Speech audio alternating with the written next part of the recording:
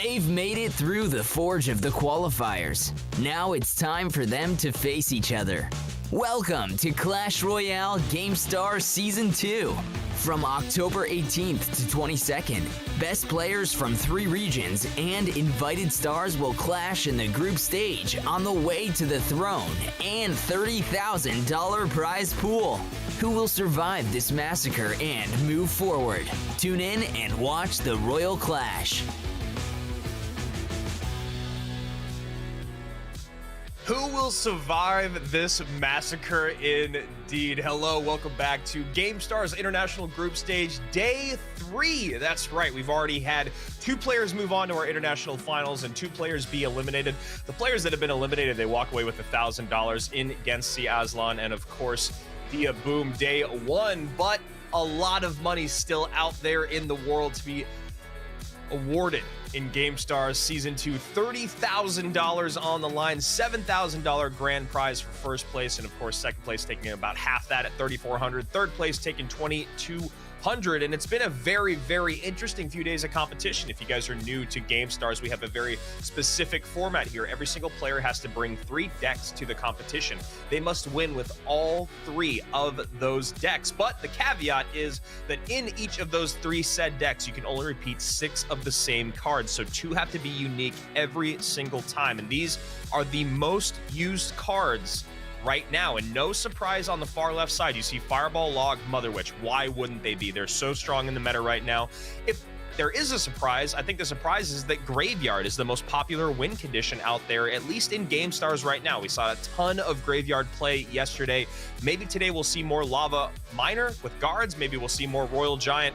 Maybe we'll see more Mortar, but there's definitely going to be some piggies out there in the world. And as you can see, that Royal Giant deck in the top left-hand corner has been one of the most popular played in the tournament and in the meta and on Grand Challenges. You can see 2 different variants of there, both with one with 50% win rate, the other one with a 16% win rate. So surprisingly there, the Hunter and the Mega Minion being massive drop-offs or changes in win rate percentage. And then in the bottom left-hand side, we've seen that there are versions of Graveyard that have been very successful. We'll see if they continue to be used today or if people will go with the split lane pressure that we've also seen, you know, having some success here. So let's take a look at the bracket and look at where we've been this week so far. We started off Monday with Group A, and it was Predator who came out on top. Some great control play there. He was playing a lot of minor wall breakers, whether it was the Valkyrie version with Tesla or whether it was the Knight version with the Bomb Tower. Lucas GSM and the Awesome on Friday will face off. One of them will be awarded $1,200 and will actually be done with the competition. The other one gets to battle for close to, as you guys saw, $10,000. Looking at Group B, let's take a look at what happened just yesterday. Some of the most stacked groups in the entire tournament were Group B. When you look at Hugo CR, our former champion, Saint Belkin, a former pro, Inthril, who has been killing it in Gamestars and with Royale Masters, and then against Aslan, who is an incredible player out of Turkey, who I think this is the thing about Group B, was we had to say goodbye to one of these players. No one knew who it was going to be. It felt like the skill levels were all equally matched, but it was Inthril from Poland who came out on top. And looking at today, another incredibly stacked lineup. SB and Sasa will be starting off our day. We have 4 best of 5s coming your way. After that first set between SB and Sasa, it will be COK and Topic from Turkey and Russia, respectively. SB is our invited player from last season. He ended up getting that 3rd, 4th place spot. He played incredibly well, that young man out of the UK, and we'll see if he can replicate that greatness today here at Gamestars. Let's hope you guys are following along with all things Gamestars CR. Follow along on Twitter, on Instagram, and most importantly, make sure you're subscribed on YouTube. You turn on those notifications so you know every single time that we go live. We'll be here all week long. Friday is a big day. 4 players get pushed on through. 4 players are going to be eliminated for our international finals, which will be happening in the first week of November. $30,000 up for grabs.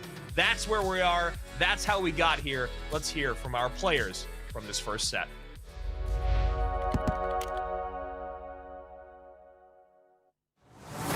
Hello guys, my name is Sasha, and in game I use account named Kamikaze for competitive, and for ladder I usually use account named Sasa with double A at the end, and I currently have around 6,000 trophies. Hello everyone, my in-game name is SB and my real name is Sam Beckett, and I've got 7,200 trophies.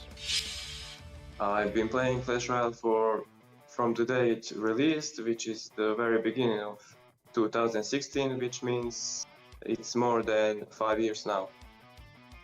I've been playing Clash Royale since the very start. I think I saw a Twitter post the other day that said that I'm only one of the ones who's still playing, who started from the very start, who's in the top 1,000 right now.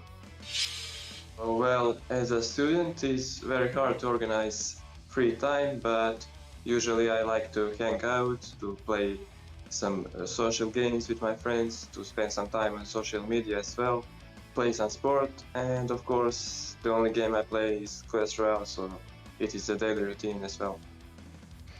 Right now, I'm spending a lot of time doing like uni work for my courses, and then other than that, just at the gym or with friends. My ideal deck consists of Giant. I've been using Giant for 2 or 3 years at the beginning, and that is also my favorite card right now. And the second card is Miner, which is also my second favorite card, so the perfect 2 cards for my deck is Giant and Miner. Right now, I'm playing a lot of Hog Rider, so like a Hog Rider cycle with Tesla or something like that. I think it's really strong this meta, so I've been playing that a lot. So first of all new people should try to have as much as fun as possible while playing this game. If you want to make some progress, you should be playing one deck for few weeks or few months as well until you become better with it. So when you become better, you should swap some deck or swap some cards, so you learn some new interactions and mechanism, so you can play also some new decks better. And third is to play Clash Royale on a daily basis, so you can become better, because practice is all. If you're starting out Clash Royale, I would suggest sticking with one deck, one. Secondly, I would say keep practicing with that deck, and thirdly, I would say actually look at what you're doing with that deck and see if it actually is benefiting you, and if not, see how you can improve that in the future. So to all my opponents from group, I can only wish them good luck. I also know some of them from the previous competition, and may the best win. That's all. To everyone who I'm facing in this group, I wish you good luck, and I hope the best player wins.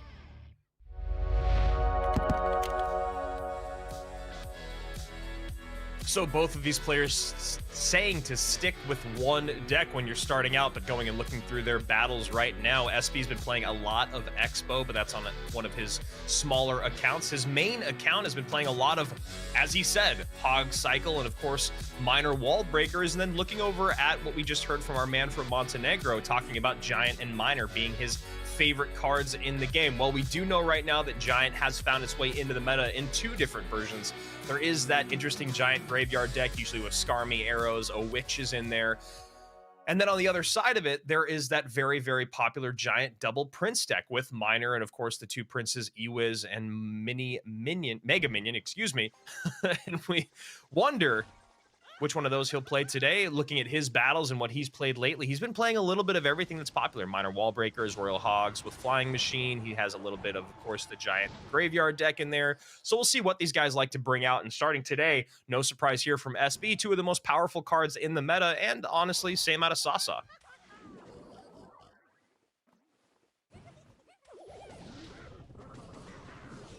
Both of these gentlemen 20-win players. SB did it this year and last year, or 2020 and 2019, I should say. He's won 110 grand challenges. Got a high tournament finish of 13th place, and looking at Sasa, also a 21 player out there back in 2019. Both of them on the CRL leaderboard. Sasa 172nd. SB on the other side of it, 335th, as these Royal Hogs just get a little bit of chip damage on both sides here of the board. SB going with double spawners, a little bit of pressure there with the Bandit. And of course, that Mother Witch going to be nice to turn some of those units into piggies of her own. Be curious to see what the last card is out of SB. One of the things that we found with these double spawner decks is they've had a lot of trouble in competitive play when you're at this high level, when you're playing against 21 players, when you're playing against CRL leaderboard players. They don't seem to let you overwhelm them, as they like to take their time. They play patiently, they play calculated, and it does feel like double spawner decks capitalize off of people overextending themselves, whether it be defensive or offensive. So we'll see what the man from the UK wants to do here as we tick into double elixir. Royal Hog's going to run right into that Fire Spirit and into the Furnace. Going to get turned into a piggy here from the Witch. Just one piggy populating the board. 1605 to 2062 as we start our day. First best of 5 today. That's right. 3 more coming your way. And SB is our invited player. Whereas looking at Sasa, he got 3rd place in our Western Europe region behind Ligan CR and St. Belican. And look at that, E-Barb's on the right-hand side. You talk about getting overwhelmed. That's going to be towered down here for SB. And with that MK on the board just for a second longer, it does feel like this is going to be the end of game number 1. Flying Machine does connect. Piggy is there. Spear Goblins are there as well, but with a Mother Witch in tow. Look at that right-hand side. SB makes something happen a little bit late. 803, 1592 to a tower down, and 1561. SB goes down 0-1 early on here against Sasa from Montenegro. And like I said, there's just something about these decks right now where they're just not what you want to play in competitive. Now, yes, they're successful on ladder. And you know what? Maybe you could even pull one out in competitive. And I think, honestly, when we have seen these decks have success in competitive, they need to have one more win condition added to them. You know, whether it be Graveyard. I think Graveyard is honestly the one that seems to work the best with those spawner buildings, just because you can have that overwhelm. I've seen pretty good spawner buildings have Graveyard as a win condition with Knight, so when the Goblin Hut goes off the board, the Knight will come down in front of the Goblins, and then a Graveyard will come down at the same time they're all crossing the bridge. So you kind of have to deal with stuff up high and down by your Princess Tower, but you know, when it comes to all the different versions that we've seen in competitive over the last week, it doesn't feel like they've had that extra win condition. It feels like they have just had that overwhelm factor, and then you swap out that overwhelm card, whether it be a Bandit for E-Barbs, or you have the MK in there instead of E-Barbs, and you find a different, like Royal Ghost is in there. But to me, it just doesn't feel like this is what you want to play in competitive. Now, maybe it's what you want to play on ladder. Maybe you're having a lot of great success with it there. But this is the same problem that Dia Boom ran into in day 1, is he could not get through this deck. And, you know, unfortunately for SB, with that being one of his 3 decks, he has to win with it in this set. So we'll see if he wants to change things up here in game number 2.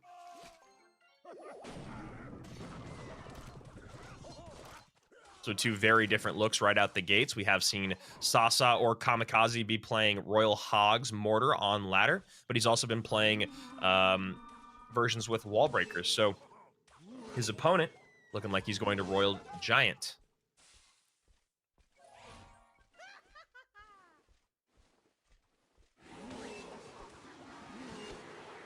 Poison going to make light work.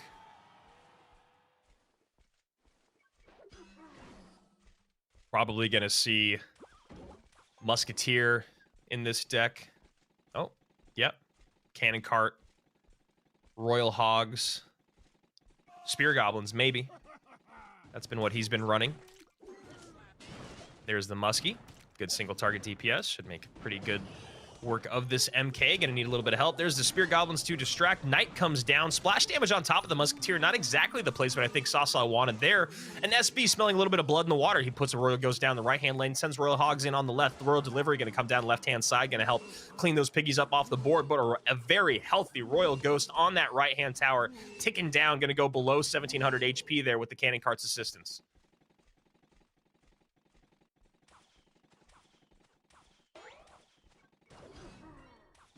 And Mega Knight comes down.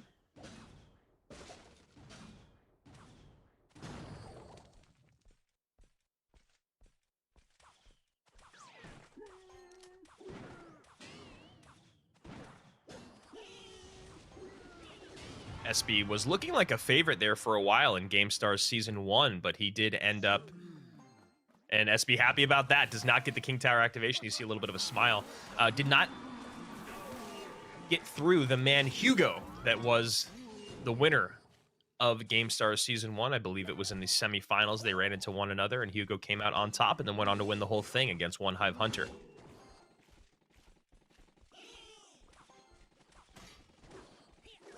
So, King Tower active here for SB. And a missed King Tower activation from his opponent in Sasa or Kamikaze. Royal Delivery going to come down right there. It should be all he needs to clean those piggies up. And, of course, that MK going to turn and walk towards that delivery.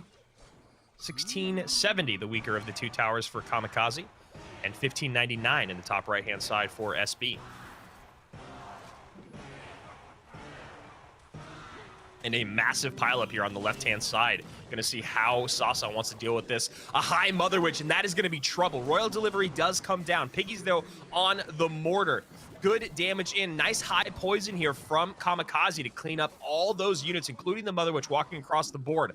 But a lot spent on the left means damage on the right. A very, very, very healthy set of piggies on the tower. 536 HP. Nice fireball there to help with the mortar, and good placement here on the Zappies to split. Make sure that mortar stays distracted for just a second longer. Spear Goblins up high. MK comes down. MK will take the brunt of the mortar, or that last mortar shot. There you go. Mother Witch on top of the Spear Goblins. MK leaps over that river. 364. Sasa feeling the pressure. Only 70 seconds remain. Fireball on top of the Musketeer and mortar. Cannon cart comes down.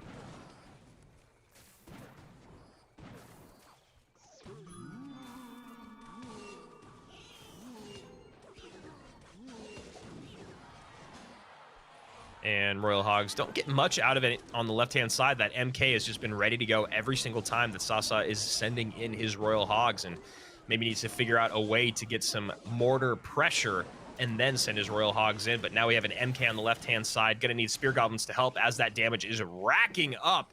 350 and 192. Mortar comes down here for Sasa.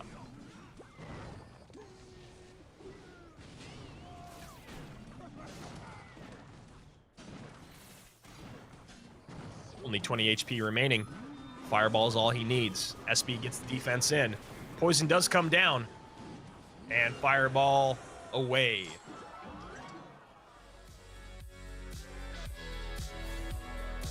So a very interesting game number 2, just completely controlled by SB. That MK was...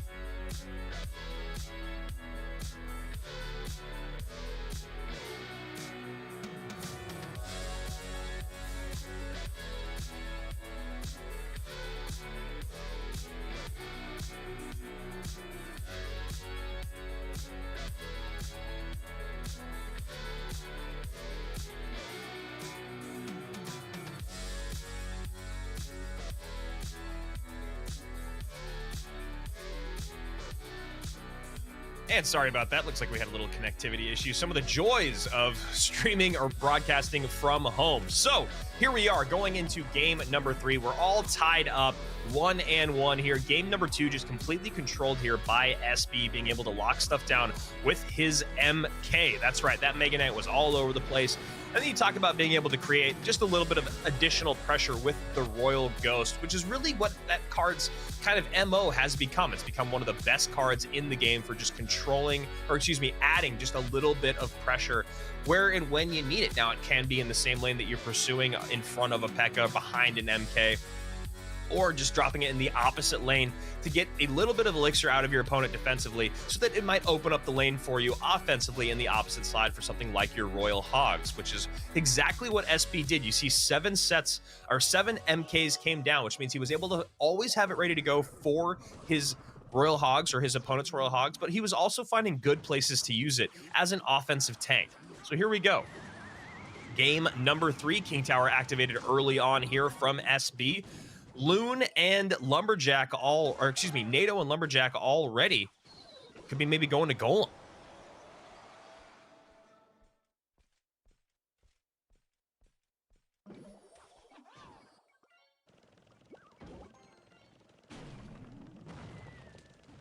It looks like Sasa's going to go back to what we saw in the prior game, and SB could be showing us Golem. It definitely feels like it.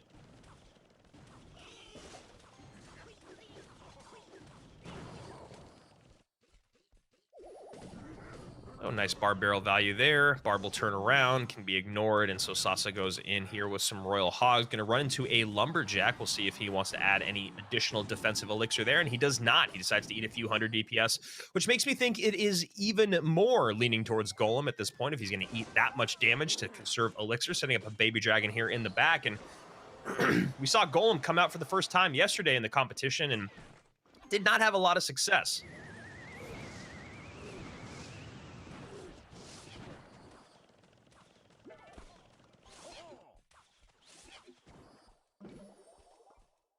It was kind of the same story as Season 1. I believe it was yesterday.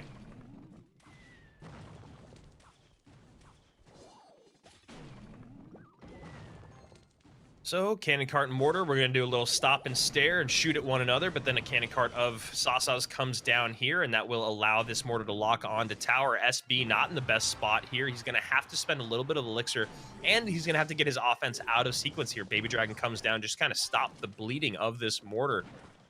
Don't even know if that Baby Dragon was entirely necessary, but I think he just didn't want to set up for a Golem push from the back. Does have enough elixir for a Golem now, and there it goes. Drops down in the back. Lumberjack gonna come here and with the Mega Minion do some good work here on the Knight. Not gonna be too much of a presence once it crosses the river, if any, with that raged up Mega Minion on top. And now that defensive Mortar is set up as one Mega Minion swing comes in on the bottom left-hand side tower here for Sasa. So nice high poison, gonna get some good value on top of this push.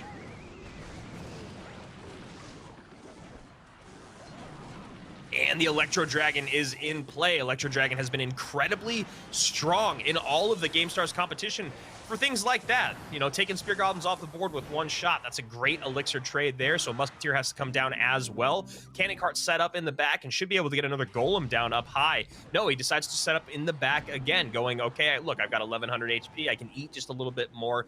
Mortar is set up defensively, which will probably get poisoned off the board, so we'll see how Kamikaze wants to stagger his troops as this Golem push comes down with a minute 45 remaining here.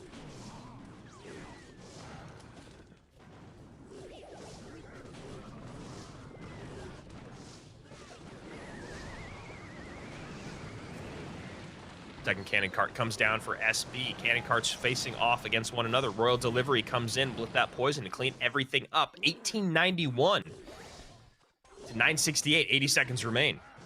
SB having trouble creating offense. He has to drop a Lumberjack down up high. Goes Bar Barrel on top of a Musketeer, but Spear Goblins come in as well.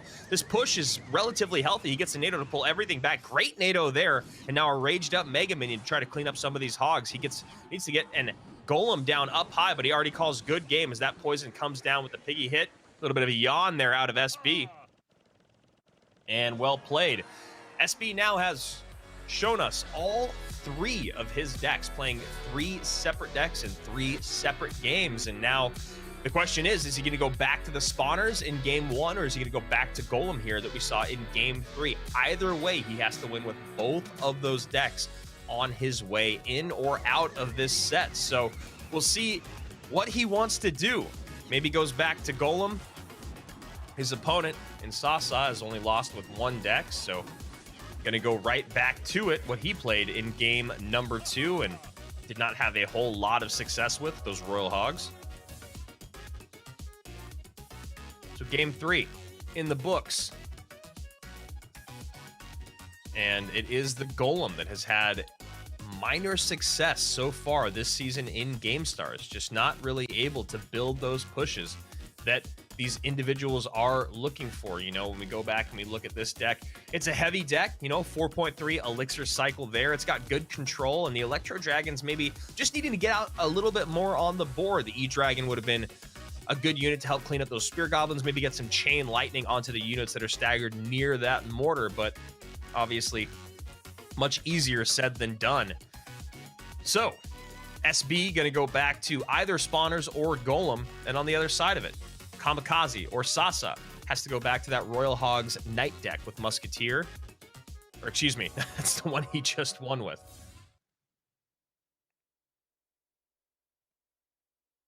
It was the MK Royal Hogs deck.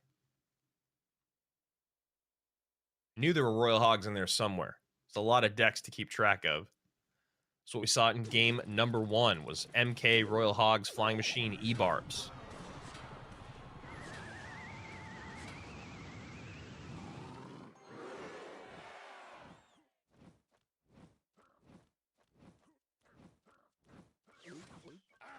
So Lava Hound is his third deck. Was getting a little cross-wired there, looking at SB's cards and looking at Sasa's.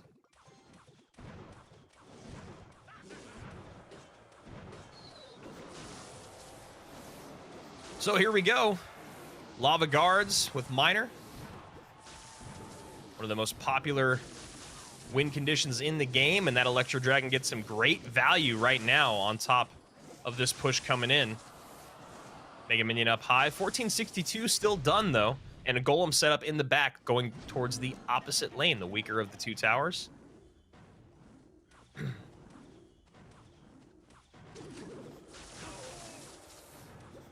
Nice King Tower activation there, which will help deal with this Golem coming down the lane, as this Goblin Cage won't be alive too much longer.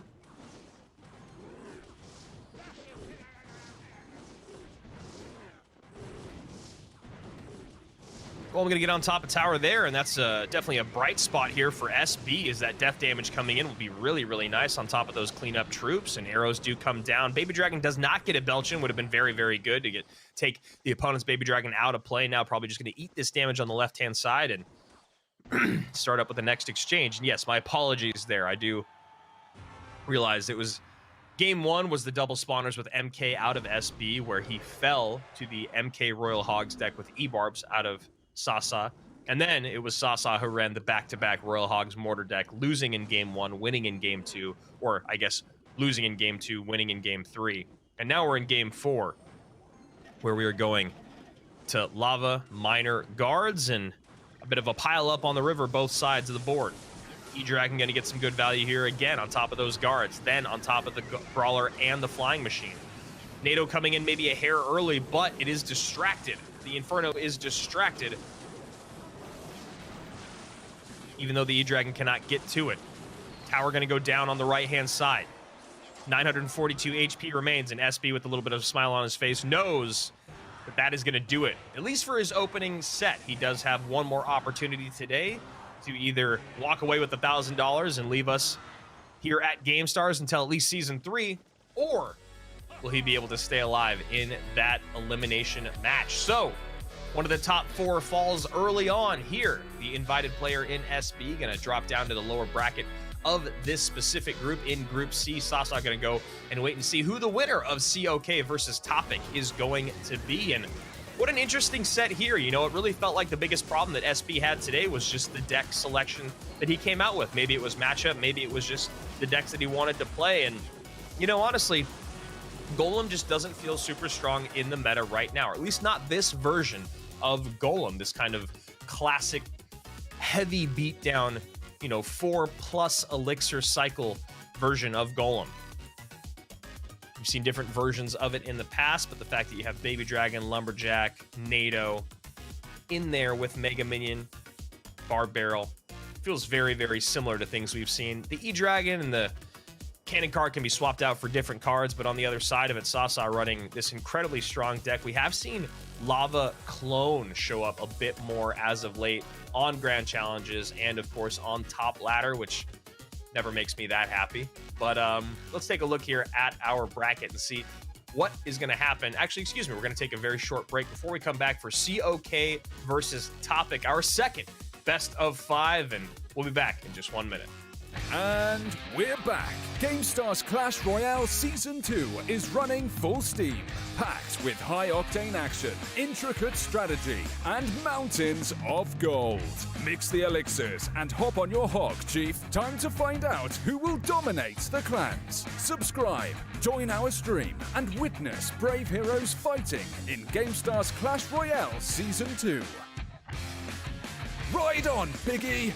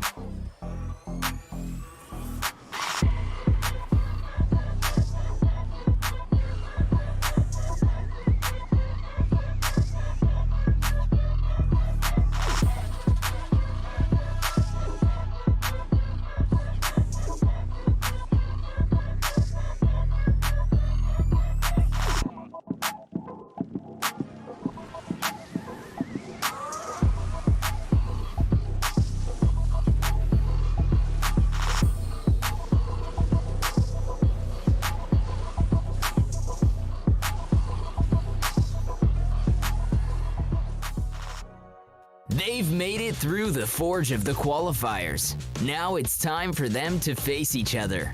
Welcome to Clash Royale Gamestars Season 2. From October 18th to 22nd, best players from 3 regions and invited stars will clash in the group stage on the way to the throne and $30,000 prize pool. Who will survive this massacre and move forward? Tune in and watch the Royal Clash.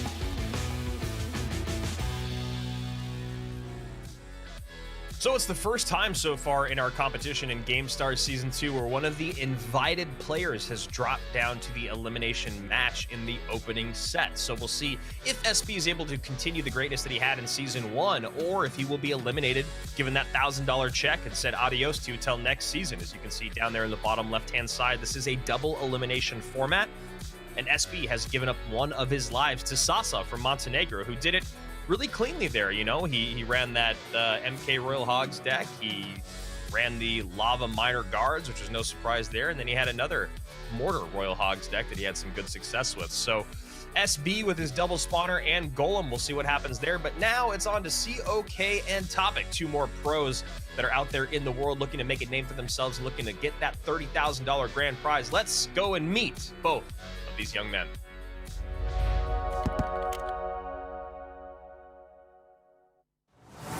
Hello guys, I'm Semi. My nickname is Siok. I have 8,200 trophies last season. Всем привет, меня зовут Никита, мой ник Топик, сейчас у меня 6600 кубков. I've been playing Clash Royale since it's released. Я играю в Clash Royale уже 6 лет, и у меня были небольшие перерывы, но в целом, да, играю 6 лет. С самого выхода игры меня это игра заинтересовала. I would like to spend my free time with my friends and playing Clash Royale. Я готовлюсь к экзаменам, у меня ЕГЭ в этом году, хожу в зал и провожу время с друзьями. My decks usually consist of Cage, Tornado and Graveyard. Моя идеальная колода состоит из Кейки, Бандитки, Полный, Стрел, Конверса, Батки, Ганрайдера и Даркпринца. I would suggest to new players to watch better players and learn from them. Если вы хотите играть хорошо, надо играть много. Если вы хотите, чтобы вам было легко играть, просто берите метовые колоды, а если вы хотите играть профессионально, смотрите бои таких игроков, как Егор, Муги, Анабан, и вы много из их уроков учтете. I would like to say good luck to my opponents. They're all good players all around the world. I think that will be a great competition. You should watch it. Все мои противники довольно сильные, так что у нас уровень игры примерно одинаковый. Единственное, чего я могу пожелать им, это удачи, потому что Clash Royale довольно рандомная игра, и удача здесь всегда местом.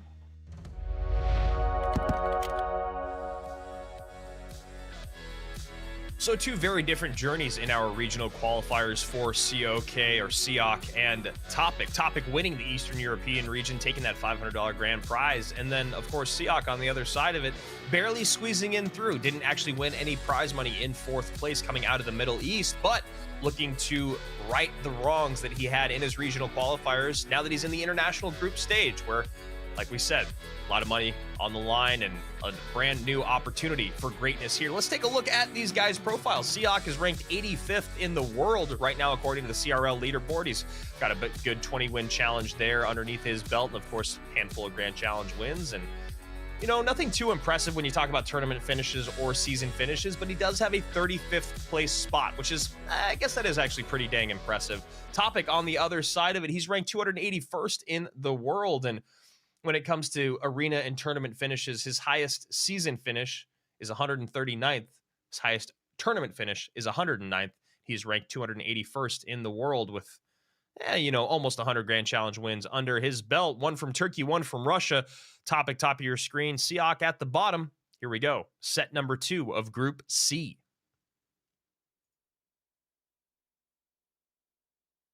And a little bit of a stop and stare here early on, looking at the decks that these guys have played most recently. Siok playing a little bit of everything. MK E-Barbs, Royal Hogs, playing a little bit of Valkyrie Wall Breakers with NATO and Magic Archer, as that's been a lot more popular lately. He's been playing Lava Loon and Lava Guards. And, of course, a little bit of Hog Cycle in there. Why not? Topic on the other side of it. playing recruits and piggies. Looks like Topic will be going to the skies. COK or Siak on the bottom. We'll see what he wants to do with the Spear Goblins and the Knight. Maybe going to be playing some version of Wall Breakers. Or Royal Hogs. We'll see.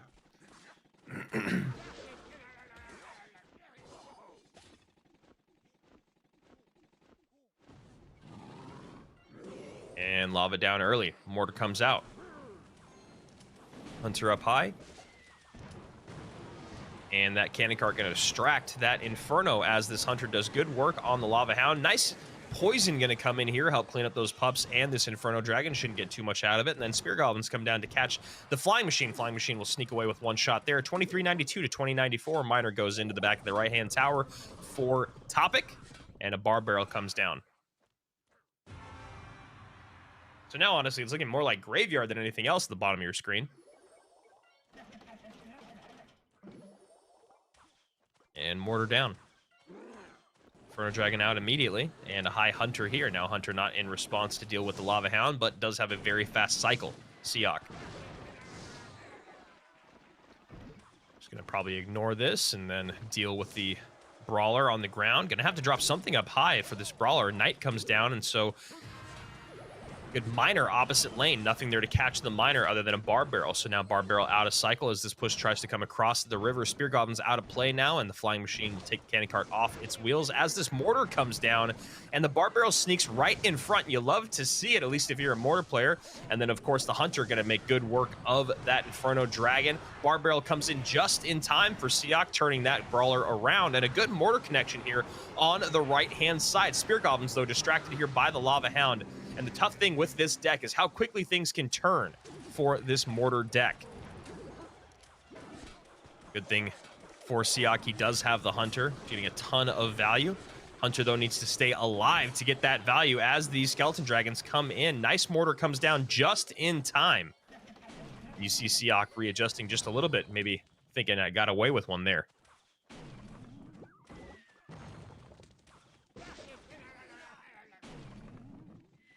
So Mortar gets another shot on tower, bring it down to 1874. High Flying Machine here and a higher Knight to catch, and then we get a Hunter on top. There you go, Graveyard finally in. Cannon Cart will be tanking for these Skeletons. Guards, though, played in the pocket, and that is a really, really nice set of guards. Getting a lot of value, has to play that Poison defensively instead of offensively. Would have been nice to have that Poison to help those guards off the board, but maybe down the road on Siak's next Graveyard, he'll be able to do that. He just had to spend so much to create that bridge crossing up high with his Hunter, with his Cannon Cart, with his Knight.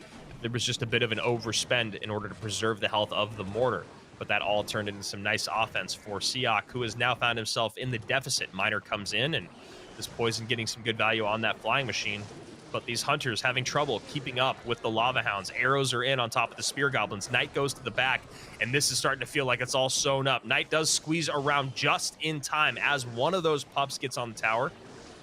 Skeleton Dragons down again, up high. Hunter should clean up these Skelly Drags, and now we see a Knight opposite lane. Knight Graveyard opposite lane. Poison needs to come down, but does he have the elixir for it? I don't believe so, and that feels like it could be just enough. Cannon Cart squeezes underneath the Inferno Dragon. Poison down up high. Cannon Cart still on the tower. 860 now finally goes down, and you can see Siak can't believe it. He just needed one more shot.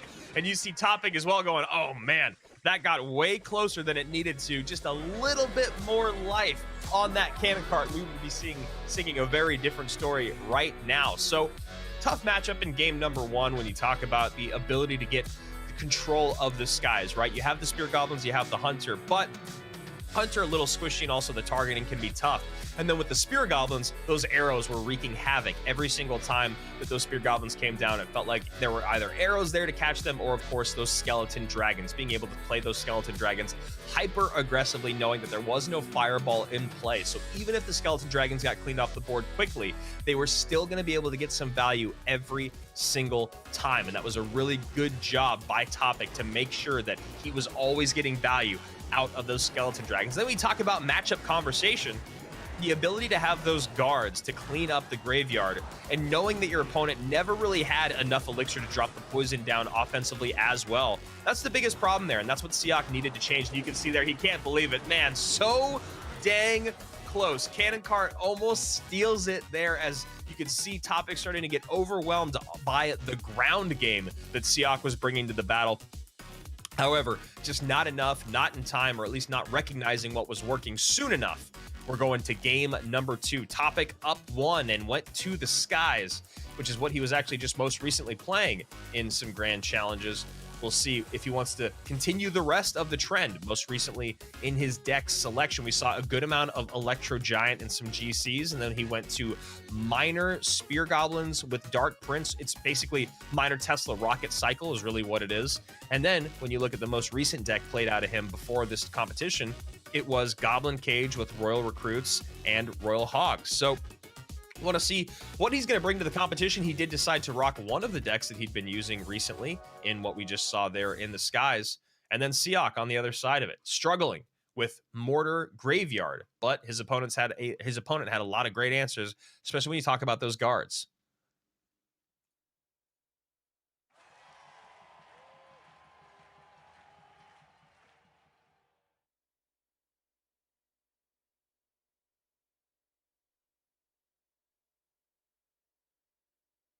A bit of a stop and stare here in game number 2.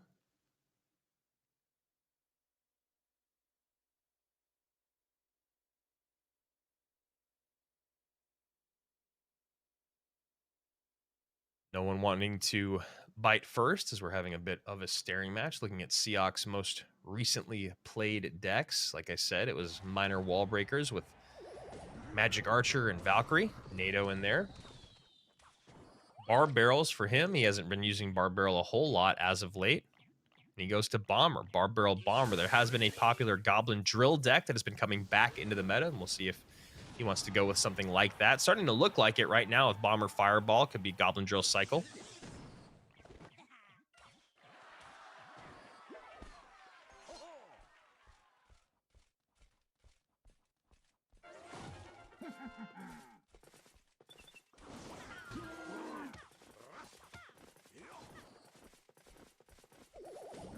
And out of his opponent, looking like some bridge spammy cards, so probably going to see Ram Rider, and there she is. Other options for Siak, probably Graveyard now, as more cards have been unveiled. We see that the most recent 3 cards are all great Graveyard options.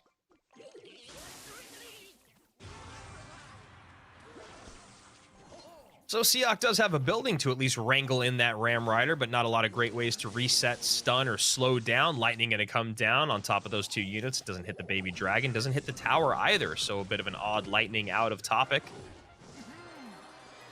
And Graveyard does come down as the Baby Dragon crosses the river. Bomber is there as well, and the Bomber should get taken out of play by this Ram Rider. No, Ram Rider targeting all over the place. Mother Witch goes down with the Fireball. Bomber going to sneak across the bridge. Princess Tower going to do work there, and then, of course, the Knight going to run into the Bandit plus Dark Prince push, and the Bar Barrel should clean all that up. Nice Bar Barrel there.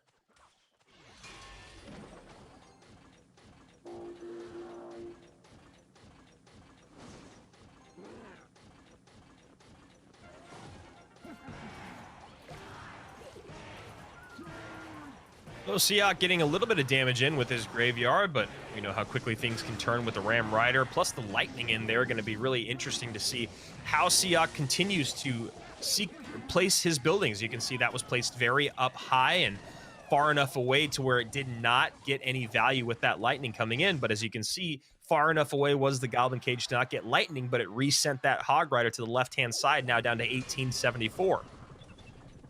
So Siak's strategy may be working just a little bit against him.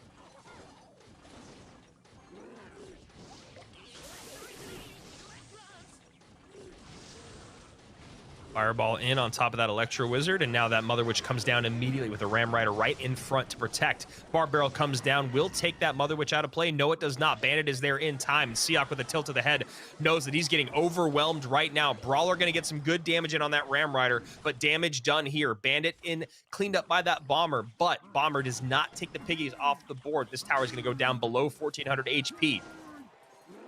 And down in Elixir as well is Seox. So down in Elixir, down in HP, never where you want to be with Graveyard. But triple Elixir is among us. 55 seconds remaining here in overtime. This is the time for Seox to create some offense. Does get some good damage in with the skeletons there. Does get some good damage with the fireball. 1380 now. 1482 to 1028. Bomber up high. Knight there to protect, but the Dark Prince splash takes the bomber out of play. Seox not placing his units far enough apart to protect them. Bomber gonna go in right on top of this Ram Rider. There you go. And Ram Rider's still gonna make it onto tower, and that feels like it's the end of the game. Fireball comes down, lightning is there, fireball is late, and you can see Seox starting to get a little bit tilted. Where was the fireball? Wasn't there in time, and now a quick 2-0 for Topic. Seox struggling here in this second set of the day. That time getting overwhelmed as the game went on. You know, it felt like for a while there he was in a really good spot. Felt like he was controlling, but the biggest thing with the deck that he's running is that he had to figure out how to play efficient defenses and turn those into counter pushes regularly that he could drop graveyards down for. Problem is that that deck has such little single target DPS. You look at the cards that he has, and the biggest card in regards to single target DPS is going to be his Brawler. The Knight's not going to do it, the Baby Dragon's not going to do it, and the Bomber is going to try, but the Bomber was kind of struggling in that matchup the entire time. So, Topic up 2-0. He does it once in the skies, once with Bridge Spam Ram Rider, and now Seox 0-2. Wasn't able to do it with Mortar, Graveyard, Cannon Cart. Now, not able to do it again in game 2 with Graveyard. So going to Graveyard back-to-back games and finding very little success with the two very different looks in Graveyard, mind you. But still, we'll see what he wants to bring out in game number 3, if he's going to go back to the well and what he brought out in the first 2 games, or if he's going to show us his third deck. Now, that's an interesting conversation, though. Do you really want to show your opponent all 3 of your decks when you haven't won with any yet? They do have to play just one for the rest of this set. That's the one positive that Seox can take, is that hopefully he'll find himself in a good matchup in this next game, and then he'll find himself in a position of going, okay, so Topic can only play this one deck for the remainder of the set. How did I take advantage of that? Which deck of mine do I play when? And then, I mean, I think the best case scenario for you is you find a good matchup in game number 3, you put yourself in a good matchup in game number 4, and then you just got to play through whatever matchup you're left with in game number 5. Topic, though, on the other hand of it, doesn't want it to get that far down the lane. Looking to close things out right now. Did it once with Lava. Did it once with Ram Rider. Now going to Miner.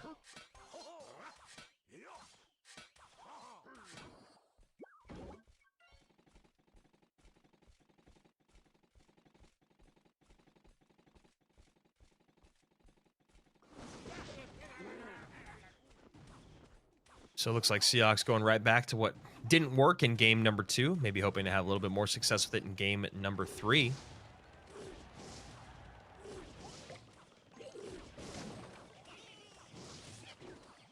And a spawner coming out. Fireball goes down. Bomber gonna help distract this Mega Minion and help with the Spear Goblins. Mega Minion will still get a swing, though, as that Fireball. 2 swings, actually. You can see Seox already tilting his head, knowing that this amount of damage this early on, bringing his tower already down below 1800 HP, is not what you want. Once again, Graveyard does shine in double elixir, and if you're going to take any damage, or if you're going to find moments to min-max, single elixir is the place and time to do it. But maybe just a little bit more than he would have liked. Minute and 30 in the books, minute and 30 remain before we get into overtime.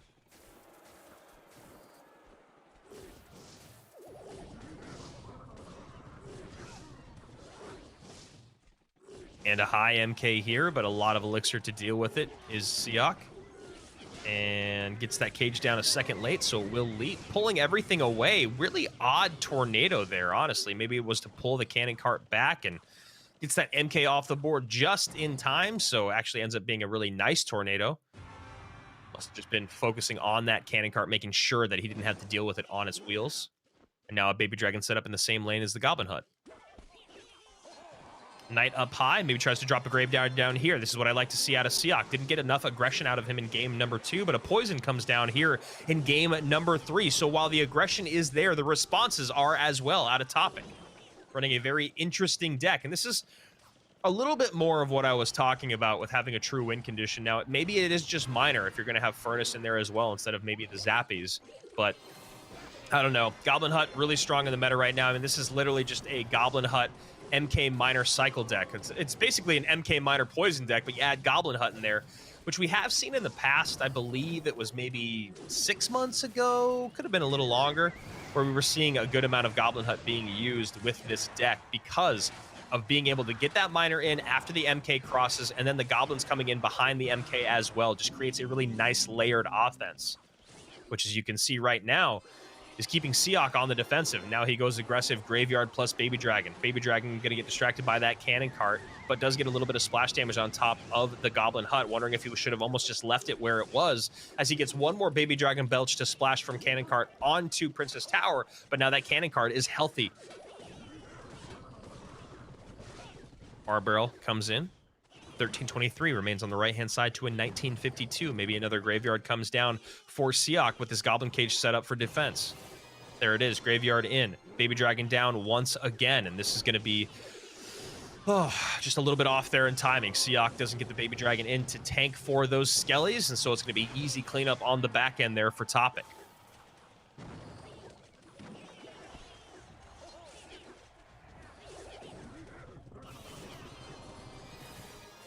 Graveyard down. Zappies up high. Baby Dragon in tow. Poison in once again. A little bit of damage comes in from those Larrys early on, but Poison doing a great job, as it always does, cleaning up that Graveyard. And then another push coming down the right-hand and left-hand lanes. Right-hand lane has to be tended to. Left-hand lane has to be ignored. And those Zappies. It's crazy how much damage Zappies can do, and that is a very interesting Bar Barrel.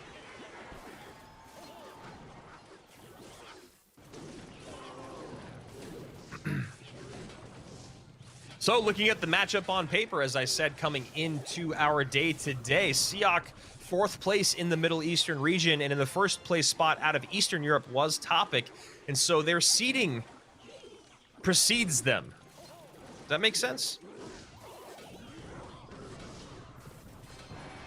Miner gonna bring that tower down below 700 HP. Last-ditched Graveyard comes in. Cannon Cart does get pulled on top. Bomber does get a little splash damage there. Fireball does come in, and Siak just not able to make the magic happen. He throws his hands up in the air. He shrugs his shoulders. He goes, "Look, man, what am I supposed to do?" So we see Graveyard out of Siak 3 times in a row. Topic obviously gives us 3 very, very different looks there as he changed up his win condition every single time around. And now it's going to be Siak facing off against SB. So our 4th place contestant out of the Middle East is going to run into our invite player from last season of GameStars, but SB did struggle a little bit in his opening set. And then when you talk about our deciding set of the day, or our closing set of the day, in our winner's set, that's going to be between Topic. And look at that, even with the slow-mo, you love to see it just in time. And honestly, if Siak played defense like that for the entire game, you know, he still was already down in damage at that point. And you know what? You gotta love it. You know, he's just like, what am I supposed to do? Smile on his face. He's having a good time. That's all you really want. You heard him say it. You heard them both say it. Is that you got to make sure you're still having fun when you play this game. And, you know, at least Siak seems like he's having a good time at the moment. But life on the line, $1,000 on the line, so at least there's that consolation prize, but would definitely like to keep his tournament run going here in GameStars. But Topic made his first set short and sweet, the very quick 3 and out. Russia over Turkey in set number 2.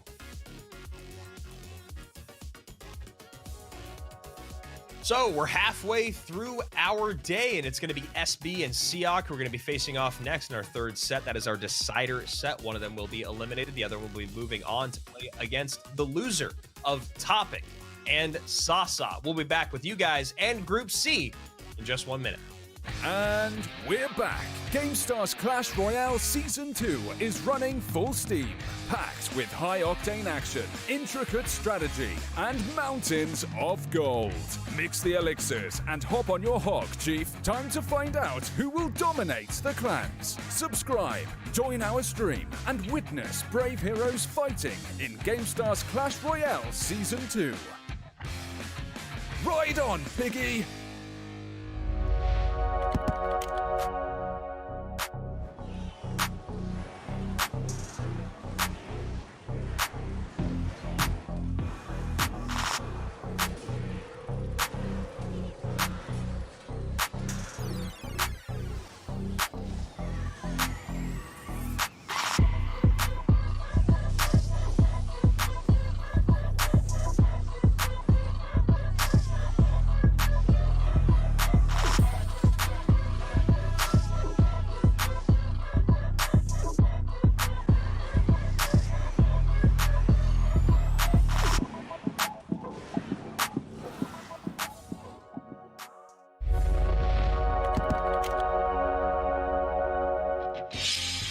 Hello guys, my name is Sasha and in-game name, my nickname is Kamikaze.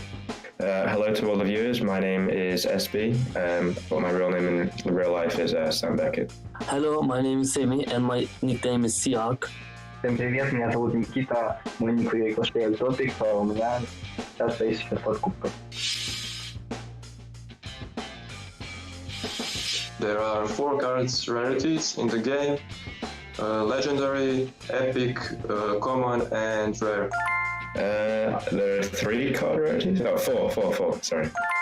There's 4 rarity in the game: legendary, epic, rare, and common. Всего 4 вида редкости: легендарная редкость, эпическая, редкая и обычная. В итоге их 4. I think it's something about 8,600, but I may be wrong. I think that was last season when it was reached, and I think it was around 8,900 or 8,800. I think the record of the best trophy is 8,900. I don't know. 8,950, по-моему.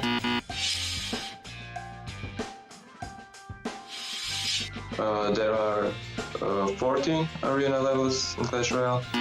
God, that's a hard one actually, because I've always been in the same arena for a long time now, so if I had to guess, maybe 12, 13, something around there. There is 15 arena in the game. 13 или 12. Я даже не помню, не смотрел давно. Может 12. I don't know how much the damage deal the tower to the troops.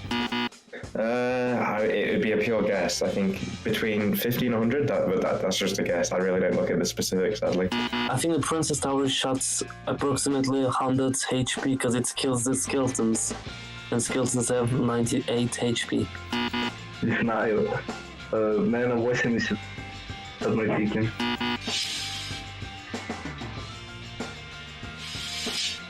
There are something about maybe 12 or 13 spell cards in the game. This would be another guess. Maybe I'll go 14. If we count Miner, Goblin Barrel, and this kind of cards, I think there should be 20 spell cards in the game. Около 15, возможно. Не считал никогда. I think the P.E.K.K.A card open in Arena 5. I think that's Pekka's Playhouse, and I have a feeling that's the 4th one. I might actually know this one. I think the P.E.K.K.A card opens at the Pekka's Playhouse Arena, the 4th arena in the game. На 4-й? На этой, ну... Там же арена в форме пеки была, наверное, на этой арене.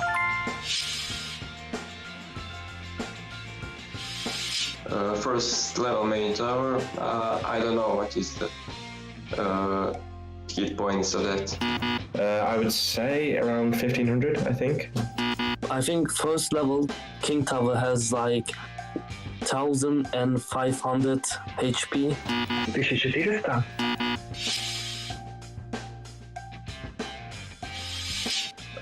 There will be participating 16 players in international finals of GameStars.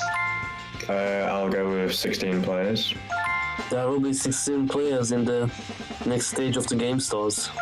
16 человек, 4 группы будет по БЦД.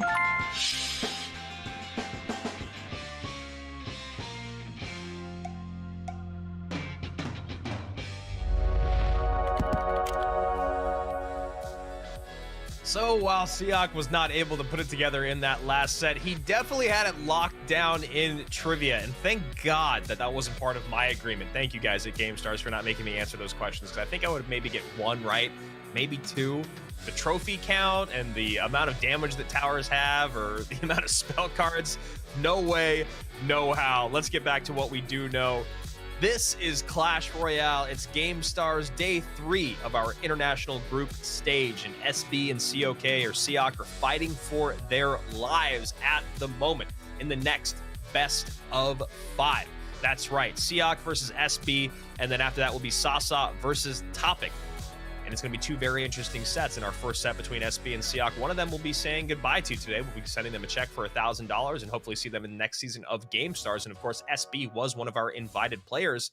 And then, of course, in the other set between Topic and Sasa, one of them will go through to our international finals where, like we've said many times, $30,000 is up for grabs along the way between him and Topic, who just put work in on Siak. That's why Siak is at a 0% win rate, is because 100% of that went to Topic. So now we're seeing something new out of Siak. We saw a bunch of graveyard decks out of him before. We did not see any magic archers.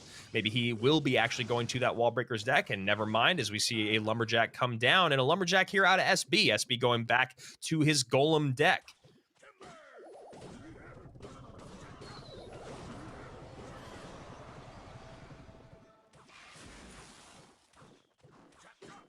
So we saw this here, and now after seeing the lumberjack come down, it's looking more and more like Ram Rider. There was a Ram Rider bridge spam deck that was out there in the world for a while, and yes, Bandit was in there as well, and I think NATO is also in here, and this is all about overwhelming.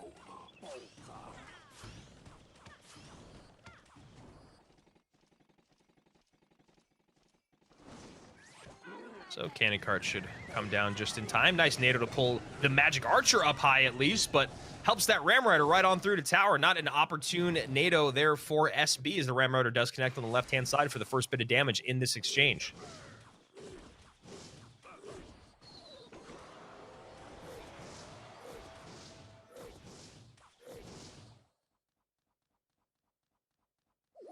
So now we know all three decks that Siak will be playing. It'll be a graveyard deck that we saw him lose twice in a row with there, with Knight, Baby Dragon, NATO, Cage. And then, of course, the one that he opened up his day with, which was the Knight Hunter Mortar graveyard deck that was very popular just a couple seasons ago.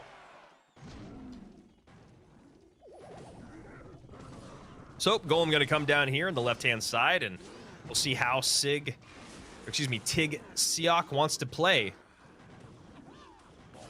this defense. And he goes with some Inferno Dragon Love with a Magic Archer, and of course great pressure opposite lane with that Lumberjack. Lumberjack getting a good amount of damage in, but this Inferno Dragon are going to really struggle to take this Golem off the board. And now we get a nice kite here, but a NATO trying to pull everything together doesn't actually do, I think, what SB was looking for there, but still ends up kind of keeping everything where he needs it. Cannon Cart sneaking in late, now going to need something up high. There's the Lumberjack to come down on top of the Cannon Cart, but SB not going to be able to break on through. A hand on his head already. As you can see, this Electro Dragon does get some good splash damage on the tower. Bandit going to dash on through. And now 554 to 1079.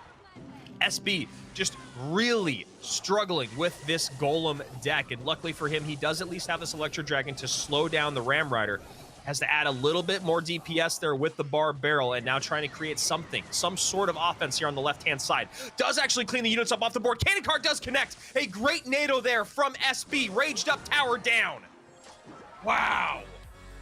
Wow, wow. The NATO work from SB ends up paying off, and now he can shelf that Golem deck for the rest of the day. That was the deck it felt like SB was struggling with the most in his opening set, and we'll see now that he has a win with it if he can shelf it. He does still have that spawner deck that he has to pick up a win with. We'll see how that fares for him, but the other one that he can play is a Royal Hogs MK deck, which is definitely much more firm in the meta, and it is the deck that he won with in his opening set against Sasa. So this was great pressure coming out of Siak on the right-hand side. The problem is he spends 6 elixir there to create pressure, and he doesn't have a great way to deal with the Inferno Dragon anymore. Or excuse me, the Electro Dragon that is stopping his Inferno Dragon. The Inferno Dragon was kind of his saving grace on the left-hand side. It was just an Inferno and a Magic Archer looking to burn through that Golem. But then you talk about that Lumberjack not being in play because he needed to figure out a way to create pressure in the opposite lane. It's not that I dislike the way that he pushed. Maybe, though, instead, he should have used all of his elixir for defense and then set up a different offense in the opposite lane. Maybe then he could have went Ram Rider plus, you know, Lumberjack plus Magic Archer had he spent all of his elixir on offense and then, or on defense, and then decided to go to offense. However, it's always really tough in those moments because you can spend all your elixir on defense and then your opponent can just set up with another golem in the back and you can recognize that you're even in elixir once again. So I do like the pressure that came out from Siak, but just not exactly what he wanted to do. The last thing was that his last card there was a fireball that was never used, and had he been able to pile up those units or wait for the pile up at the bridge, get the fireball down, and then of course use that Magic Archer to maybe take the Electro Dragon off the board, it's a lot of things that need to go exactly his way, but that's Clash Royale. Game number 2 of this third set. Siak still looking for his first win of the day. SB looking to even up that record at 40% right now. He'd love to be batting 500.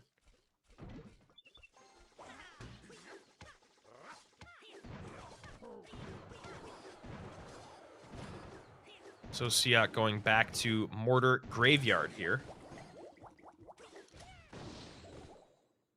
And SB going back to his spawner.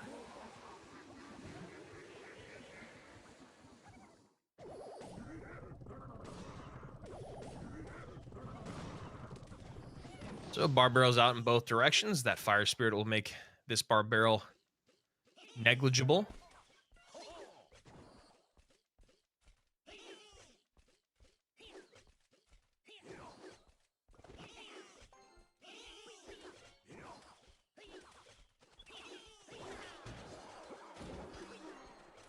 And MK comes down here for SB, trying to turn this into some good offense. The Graveyard comes out defensively. MK leaps to the skeletons as opposed to that cannon cart. Now Mother Witch trying to get some good value in here. Bar Barrel does come on top of the Mother Witch, but Mother Witch does stay alive and gets, no, not another skeleton or another piggy on the board. Great job there by Siak by making sure not too much value was offered to that Mother Witch with the Graveyard coming down defensively.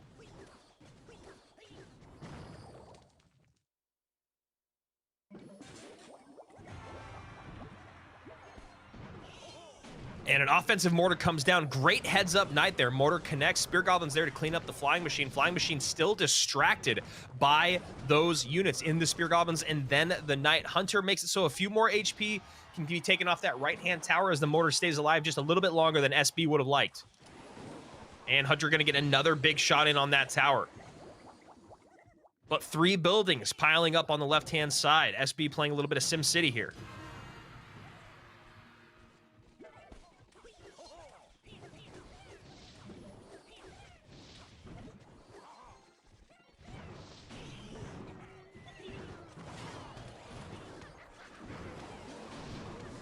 Mother Witch up high, gets a Spear Goblin turned into a piggy, and a Bandit dash on the right-hand side with the pig, so the Overwhelm starting to work just a little bit as SB is taking some big mortar shots on that right-hand side.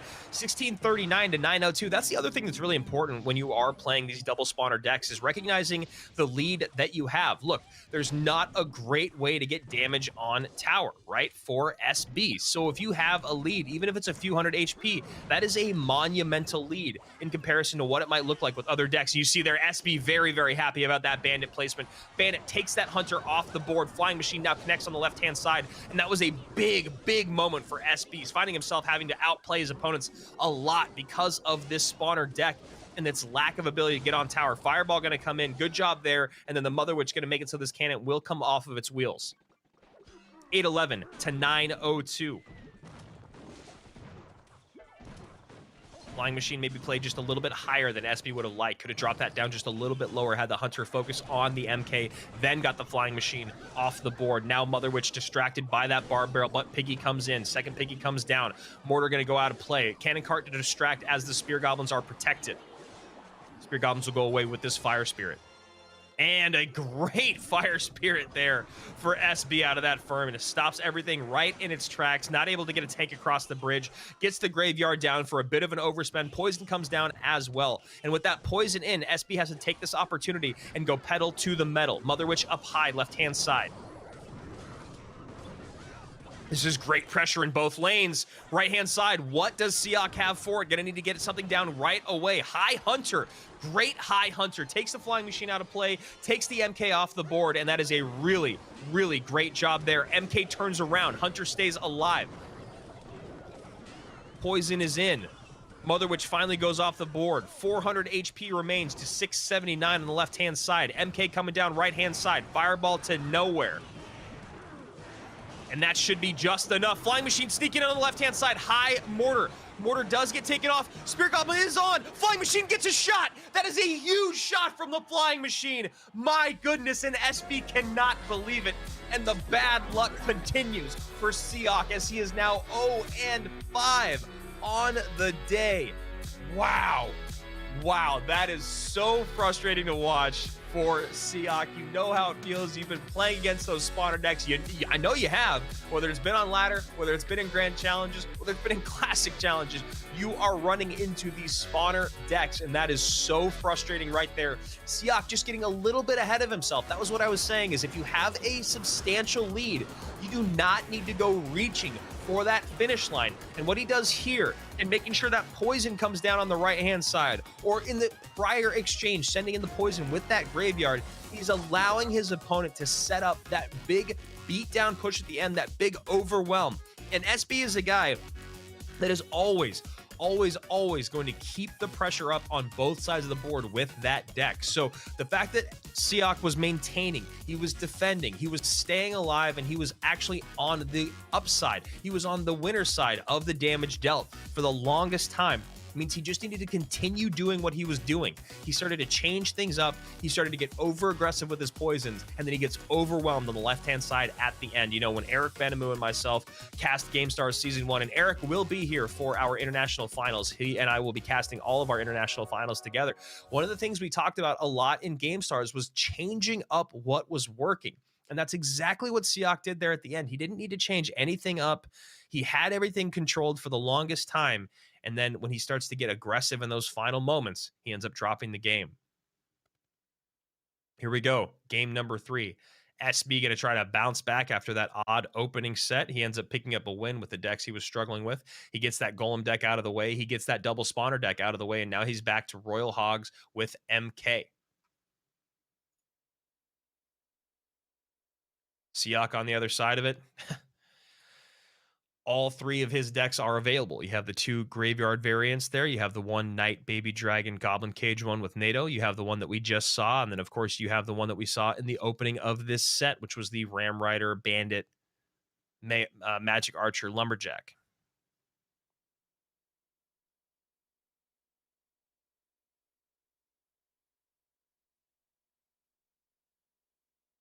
So another stop and stare here. Siak trying to process the last 5 games. Very important to just let that go and continue on. Recognize and focus on the fact that you at least get to walk away with $1,000. Not a bad Wednesday. So just a minute and a half way through our regulation period. We know exactly what SB is playing, so maybe Siak not wanting to get too aggressive. And we'll see if Siak did just go back to the graveyard deck that he ran with Cage and NATO. Has Fireball in there. Has good ability to deal with the MK with the Knight. Feels like that is probably the best way to go. And it looks like that's what we're going to see. So the matchup conversation is a lot easier for Siak to have now that he knows his opponent can only play one deck, but it's all about making your deck work against theirs. And right now, Siak knowing exactly what he was going to run into, and SB had to be the one guessing. And if ever there was a time to win a game, this is the moment for the man from Turkey.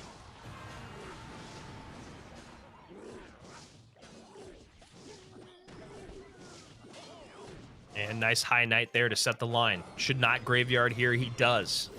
Pretty aggressive graveyard. Feels like it's not exactly what he wanted to do. Fireball not in cycle. Mother Witch going to populate that board, and this is exactly what I'm talking about. Siak just not playing smart Clash Royale right now. He knows what this deck is. He saw SB play it before. He did not have Fireball in cycle, and he graveyarded anyway. Now, it doesn't end up being really that bad for him. As you can see, not a lot of damage done. But a lot of elixir spent, though, defensively here as SB cycles that Royal Ghost down the opposite lane. Had Siak decided to hold that graveyard and set up a push again from the back, I think he'd be in a better spot than he is right now. So at the moment that he's in right now, kind of fighting for his life, goes back on offense, though. Bar barrel up front to tank. Zappies come down. No Mother Witch. Baby Dragon going to get on top of tower. And that is a bit of a misstep there defensively by SB. Fireball comes out last second, takes those two out of play, and then the good game comes out. A little bit of life being breathed back into Siak's run here in our Group C international group stage. And you love to see the pressure here. Pressure up from Siak, and you can see here SB looking to hold that Mother Witch to the final moments now. Now this becomes a more difficult fireball for Siak. Does he go for just the Mother Witch and the Princess Tower? Doesn't even need to do it as he overwhelms at the bridge. Single target DPS from both competitors here. Not super great, but luckily for Siak, he has great splash damage and good tanks. Good NATO there to pull to the center. Goblin Brawler going to get on top of that Royal Ghost. Now SB setting the line high on both sides. Two very healthy Mega Knights are in enemy territory here. Siak starting to feel the pressure. Fishboy doing its job. Got to get this Brawler out of play. Knight out of play. There it is. Knight goes away, but the pile up at the river taken off the board by that Fireball, and SB knowing that that is going to do it here. And Siak, with a little bit of smile on his face, knows that his tournament run is not over yet. We are going to game number 4. And like I said, it is a very rough spot to be in when you're down 0-2, but the best thing about it is you can put yourself in great matchups for the rest of the set. So going back, looking at what Siak has to offer for us, the other decks that he has is what we talked about already, right? He has that Ram Rider deck with Magic Archer, Bandit, and Lumberjack. He also has another Graveyard deck, and as you saw, the Graveyard struggled to be defended there, even with the Mother Witch in play. However, the other Graveyard deck he has does not have Fireball. It has Poison instead. So being able to get that Poison on top of the Mother Witch is going to be really important. But when you look at the pushes that were put together by SB, that Fireball was really, really helpful at stopping those bridge pileups. So very interesting conversation when you talk about what deck is going to come out next.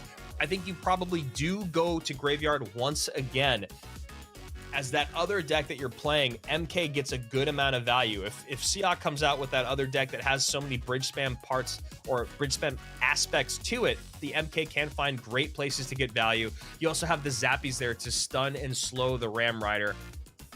So we'll see what is going to happen here in game number 4. A very fun back and forth set between these two stars.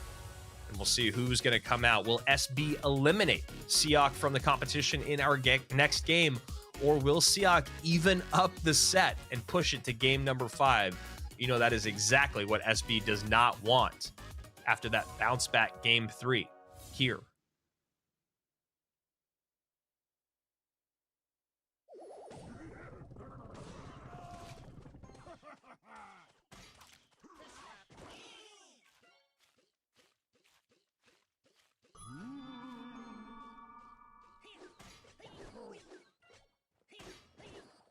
So Siak is going to go to Graveyard once again. I know what I'm talking about sometimes.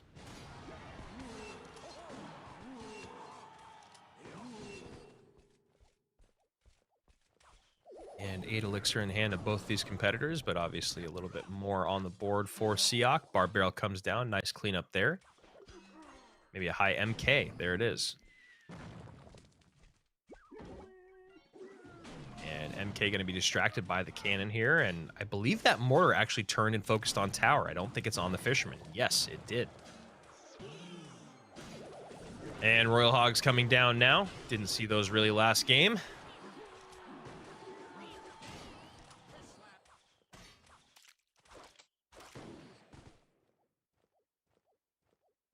$21.56. SB strikes first. And Royal Ghost will keep the pressure up. Maybe a bar barrel comes out. No, Knight back around.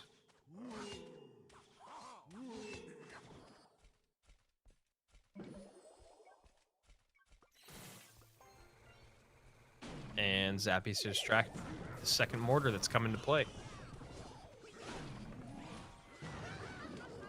And Mother Witch going to get one piggy on the board, doing a good job to help take this mortar off. And the Mother Witch now going to deal with this cannon cart, going to get pulled in by the Fish Boy. Going to need a little bit more offensive.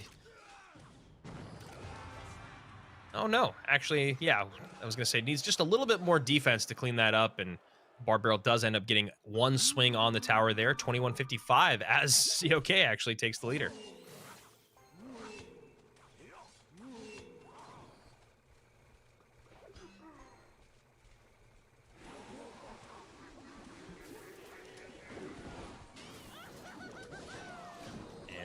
Poison comes in here from Seox, so a Mother Witch comes down for SB. And Fisherman there trying to help out this Mother Witch, but that Hunter getting that good shotgun shot in. Graveyard comes down. Good poison value here.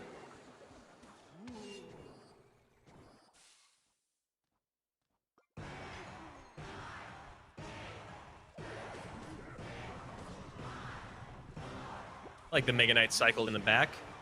This is like a good thing for SB to do is there's only 2 good tanks on the ground for the MK, so if he can get a good pile up, and there's both those tanks in the same lane, so we'll see how SB wants to deal with that. Hunter up high here. Once again, the Hunter up high at the river. It feels a bit precarious when you place it on the board, but been doing a very good job cleaning units up for Siak. And Fishboy going to step up, stay in that mortar range as the Royal Ghost comes down, but going to have a bit of difficulty getting to that mortar is SB, so a fireball has to come into play. Takes the cannon cart off of its wheels, and now that mortar going to shoot one shot over at the MK. MK leaps onto the tower. That is a big leap for SB as it goes down to 838 HP.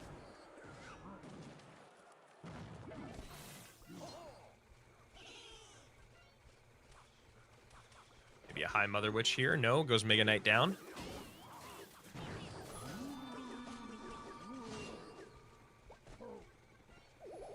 One minute remaining here. Is this going to be the end of Seox's run at Gamestars, or will he be able to make miracles happen? 666 remains on his top left tower to a very healthy 1720.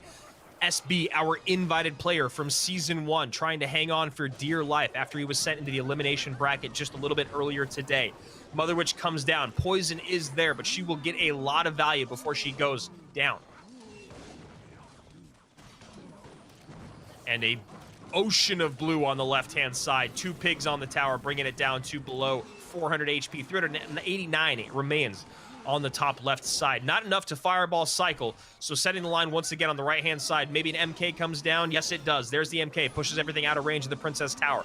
Princess Tower on the skeletons, along with the Royal Ghost, along with the Mother Witch there, and that is going to do it. Seok has been eliminated. He will join Dia Boom and Gen C Aslan, or Gens Aslan, as our first 3 eliminated players here in the international group stage. All 3 of them walk away with $1,000 and a lot of fun, right? That's what it's all about. Clash Royale, it's not just about winning, is it? Who knows? Right now, Siak wishing that he was able to pick up a few more wins on the day. He did end up getting one of them in the bank against SB there, but SB having a great set. And I'm imagining that SB will probably take a look at the decks that he brought to the competition today and maybe change them up a bit as we get to international finals, or actually I should say as he gets to our decider matches on Friday. That's the next time we will see SB. He'll be facing off against the loser of Topic versus Sasa, and right there in the replay you see a great Mega Knight leap and a goodbye here from our man. Oh, you love to see it. Kamikaze or Siak. At least he's got a smile on his face, and at least he's got a good attitude after having a rough outing today. He was only able to pick up one win in the international group stage that we are in right now, and being the fourth place competitor that came in out of the Middle East, who knows what we were all expecting out of him. Sometimes you can just have a rough day in our regional qualifiers. He could have came around and won the whole thing, but running into a bit of difficulty against Topic, getting 0-3'd, and then running into Samuel Beckett, or SB, who 3-1s that set. And now that means there's only one set remaining on the day. Our winners bracket, the winners match between Topic and Sasa. Who gets to go on and compete for 30,000 and who has to face off against Samuel Beckett, our invite player from Group C on Friday. Don't move a muscle. We'll be back in just 1 minute. And we're back. GameStars Clash Royale Season 2 is running full steam, packed with high-octane action, intricate strategy, and mountains of gold.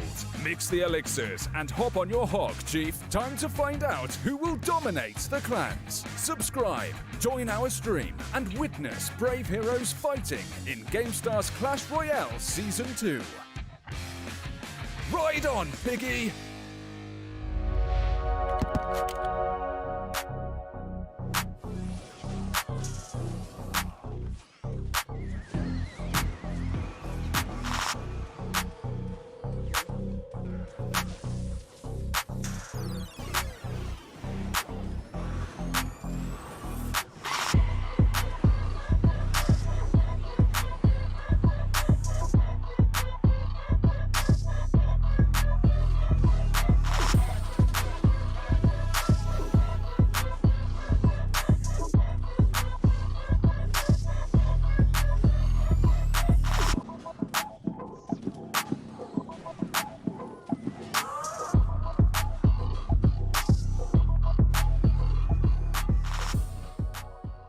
They've made it through the forge of the qualifiers. Now it's time for them to face each other.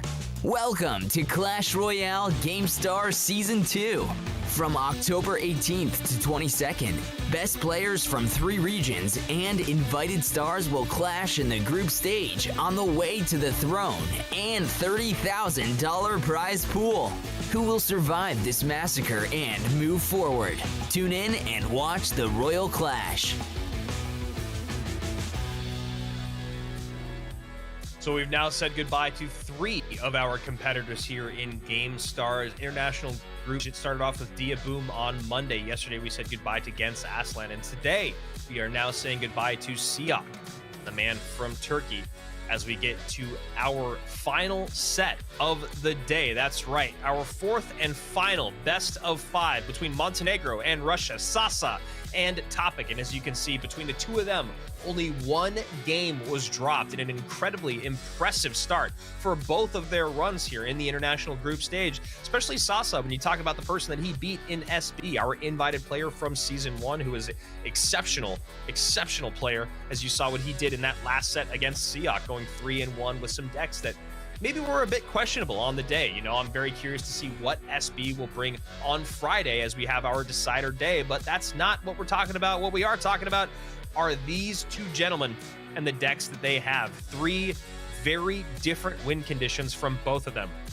And that's really, really important when you talk about this format, when you talk about putting yourself in good matchups. And one thing that you're going to have to take a look at here is there's 2 decks that are going to the skies from each of them straight across the board there in the middle. 2 decks with Mega Knight in them, but one of them is a Mega Knight Minor Poison deck. The other one is a little bit more traditional in an MK Zappies Royal Hogs with Flying Machine. And the top of your screen there is Royal Hogs and Mortar going up against P.E.K.K.A. Ram Rider with Lightning.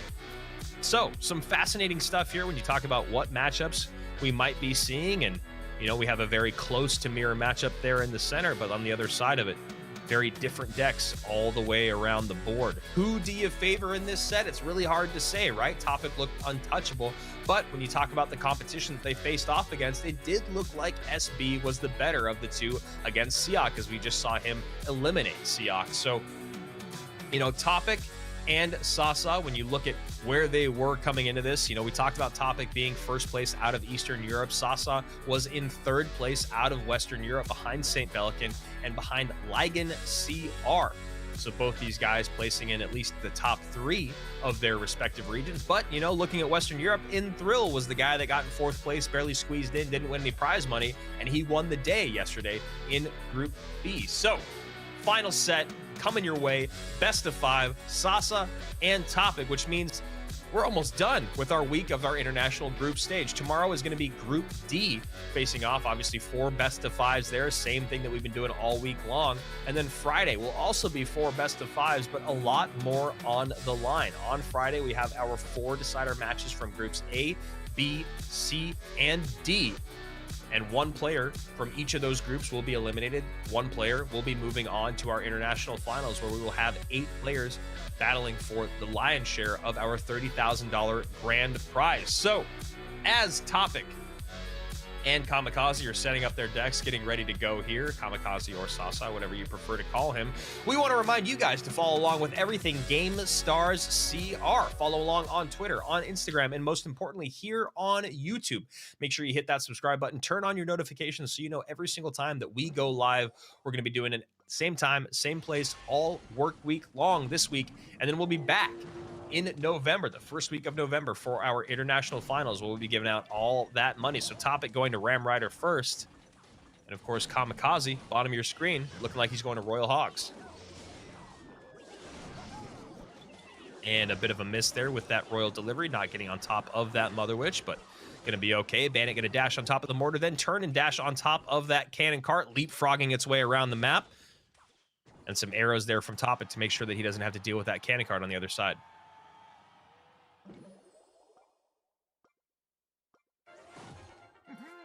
Kazi decides to make lemonade out of lemons there with a downed cannon cart. Might as well turn that into some defense for his mortar.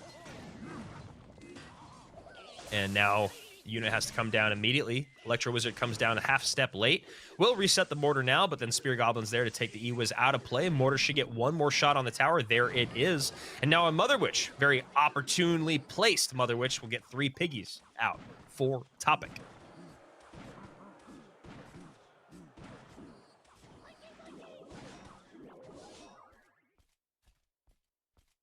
So last 2 cards in Topic's deck are going to be Lightning and Ram Rider. Royal Hogs come out, 3-1 split, 1 to protect that Musketeer, the other 3 to get on tower, and Bandit going to dash to the right-hand side as Apeka works down her left side lane.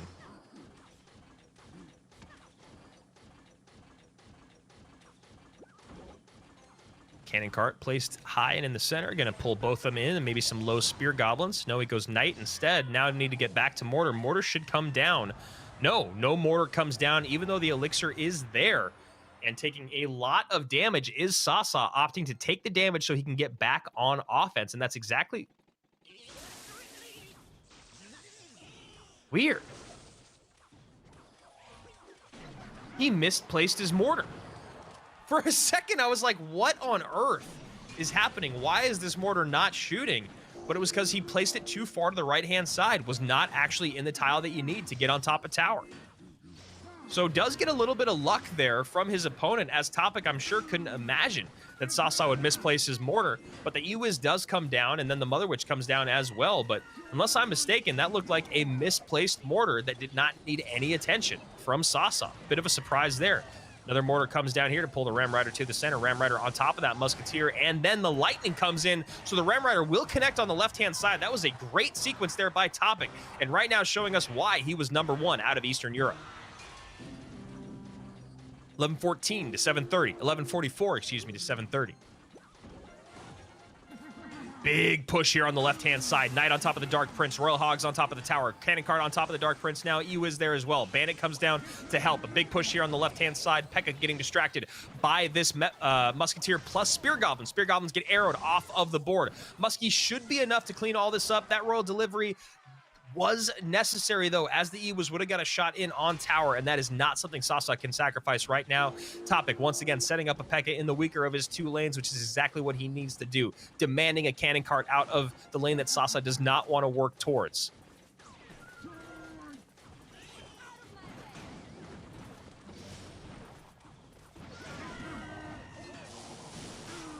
Lightning in once again here. Up high, Ram Rider gonna connect. Look at that. That Ram Rider always connecting on tower. 290 remains. Sasa needs a miracle to happen in the next 20 seconds or so. Arrow's Lightning will do the trick. Setting the line high with the P.E.K.K.A. Cannon cart stuck. Dark Prince gonna put in work on these Royal Hogs. Now just an Arrow and Lightning is all he needs. There's the Lightning way off to the right-hand side. Spear Goblin's not there to catch. Arrows come down. Very well played by Topic, who was 100% on the day. Gets the P.E.K.K.A Ram Rider deck out of the way early on. And Sasa on the other side of it, just not able to put it together there. You saw some good mortar connections, but there was that one misplaced mortar on the right-hand side. Now, he did get a good response out of his opponent there. He got the E-Wiz out of play. He got the Mother Witch to be dropped down as well. Neither of those really needed to come down as that mortar was out of range. You see the Lightning getting great work in. The timing out of the Lightnings from Topic to make sure that Ram Rider was connecting over and over again was so frustrating. One of the things that we needed to see Sasa do in that game was have those mortars come down in the last second and away from his defensive troops, because what he was doing is he was getting those mortars down early and he was allowing Topic to kind of snipe exactly where he wanted that Lightning to come into play, and whether it was on top of the Musketeer and the tower, whether it was just on top of the building itself. All of that made it so that when that mortar did come down, the Lightning was always hovered. Lightning would come in and the Ram Rider would cruise right on through to tower. Bit of a tough matchup when you're talking about Dark Prince for the Royal Hogs. You talk about the Lightning to clean up the mortar and the Musketeer. You got the Mother Witch there to spawn off of the Spear Goblins. And of course, you have that P.E.K.K.A to set the line against any of those tanky troops on the ground, whether it be the Knight or the Cannon Carts. So really, really well played there by Topic in game number 1, who has been perfect through 4 games today. Will Sasa from Montenegro be able to turn this set around? Will he be able to even hand Topic his first loss of the day, as the Russian has been completely untouchable? And now when we talk about the other decks that Topic has to bring to the competition, he does have a Royal Hogs Royal Recruit deck. Oh, excuse me, no, that was in his Grand Challenge. He does have his Lava Hound deck that he played earlier, Lava Miner there with guards.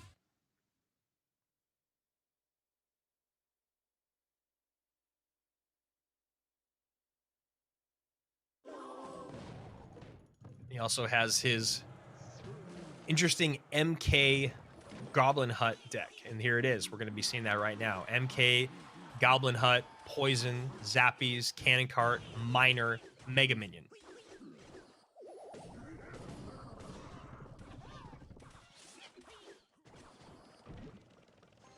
Sasa on the other side of it, looking like he's going to his own Mega Knight deck with Royal Hogs. Flying Machine, Zappies, Fireball, Mother Witch, E-Barbs.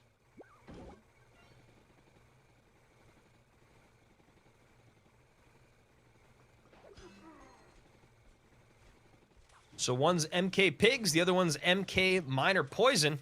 Let's see what comes out on top here in game number 2 of our final set today. Mega Knight cycled in the back. Seems like a good time to bust out those piggies. Piggy's getting some great damage in on that other lane, bringing the tower down below 1400 HP.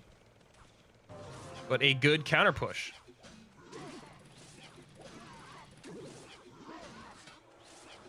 Miner goes to the back. Zappies up high. Fireball in to take the Zappies off the board. Miner not going to get much value, and a really nice defense here from the Montenegrin.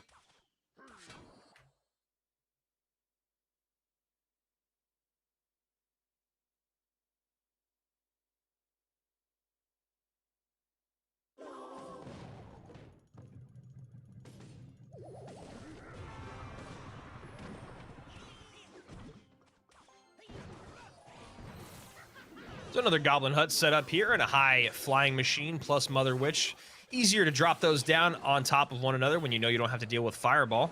Mega Minion going to do a good job cleaning those things up, though, anyway. And then a Poison comes in to take the Zappies off the board and just provide a little bit of space here for the Spear Goblins to get some damage on tower. MK has to come down in response here from Sasa. And MK is going both in this left-hand lane, and they're going to leap towards each other in about 3, 2... Nope, never mind. Miner comes down. One MK gets the leap on top of the other. The other one gets the leap on top of the Miner. Zappies here with a Log and Miner to help on that right-hand side, bringing the tower down to 1556. E-Barb's in. It's a good moment for the E-Barbs. Zappy's going to get up high to stop this Mega Minion, and now a Miner has to come out as that Mega Knight needs to be saved by Topic for those Royal Hogs, and that's exactly what Sasa's trying to do. He's trying to bait that MK out with that pressure, but Topic does not bite.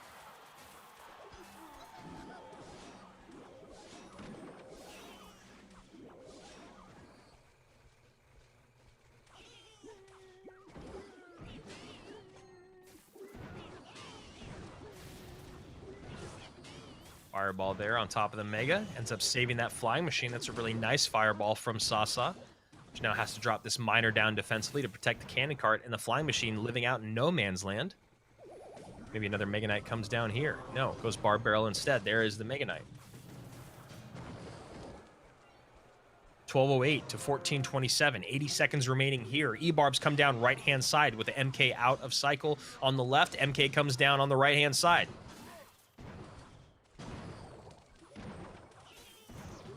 This time a very high Goblin hut. Piggies just do a somewhat leap across the bridge there, and a Bar Barrel comes down to clean up those Spear Goblins. Flying Machine connecting on the right-hand side, though. Topic looking like he might be dropping a game. Finally, 1 minute remains.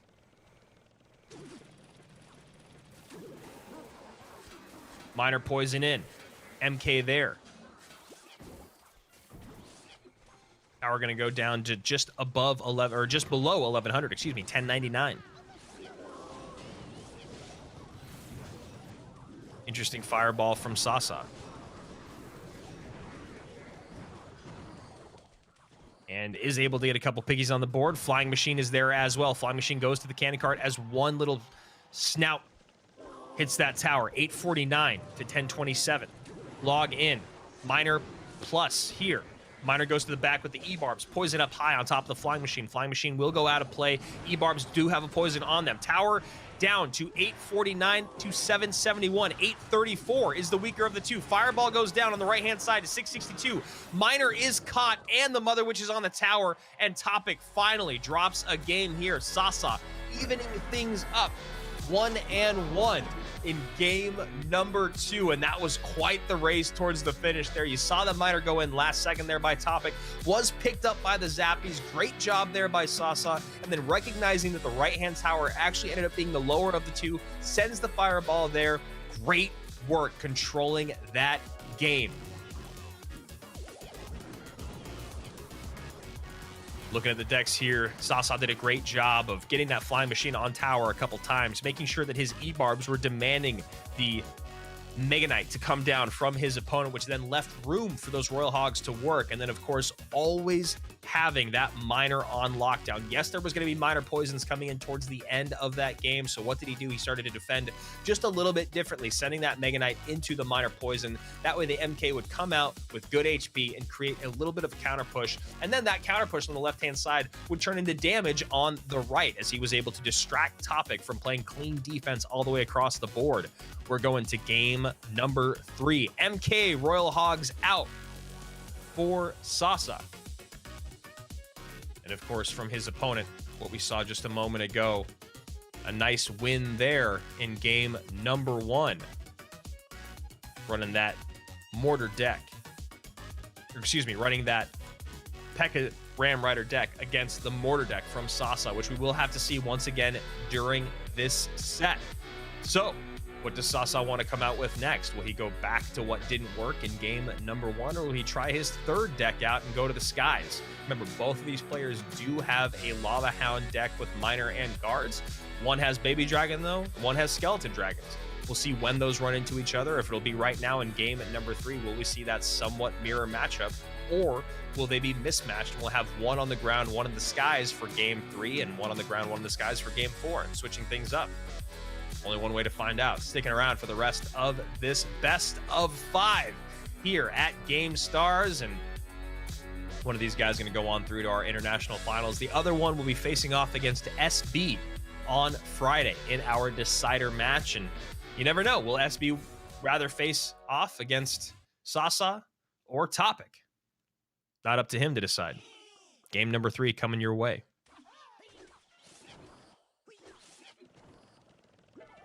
So looks like Sasa going right back to what he tried in game number 1, Royal Hogs with Mortar.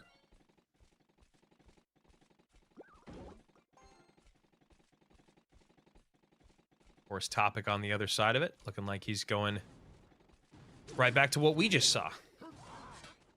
And there it is.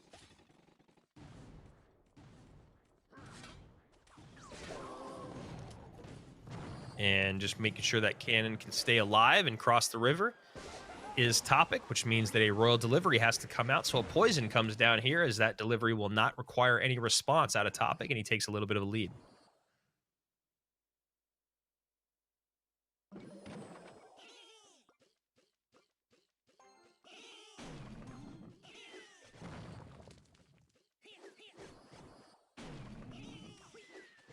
So Mortar going to get on top of that Goblin Hut there. Sappy's going to come down to retarget this Mortar onto them, taking the bullet for the Goblin Hut, if you will.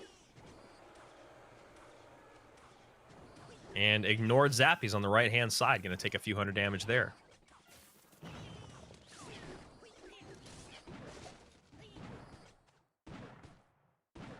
High Musketeer has to come out to get on top of that Mega Minion, played right in the sweet spot.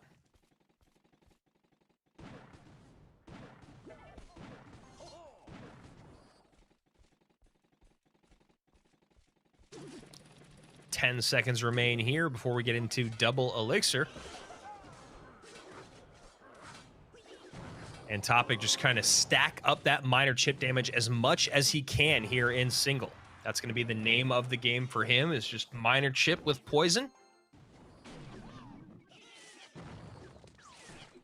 We'll see when our good friend Kamikaze here wants to get those Royal Hogs out to play.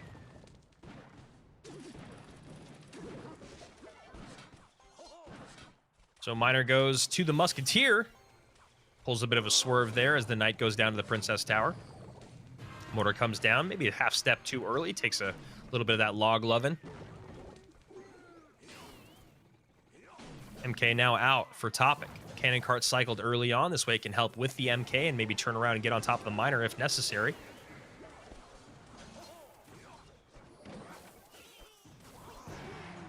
Piling up there at the bridge. Royal Hogs come down. Spear Goblins up high to help with that Zappy and take one Spear Goblin off the board from the hut. And now the Piggies go towards that right-hand tower, finally getting a few hundred HP of damage worth in for Sasa, bringing it down to 2156. But 1763 is still the lowest tower as another Miner works its way on top of it. Musketeer going to be played towards the right-hand lane. Mortar protected. Good poison value there. You can see the Topic not really bothered by getting on top of tower there with his poison, as he has committed himself to this left-hand lane.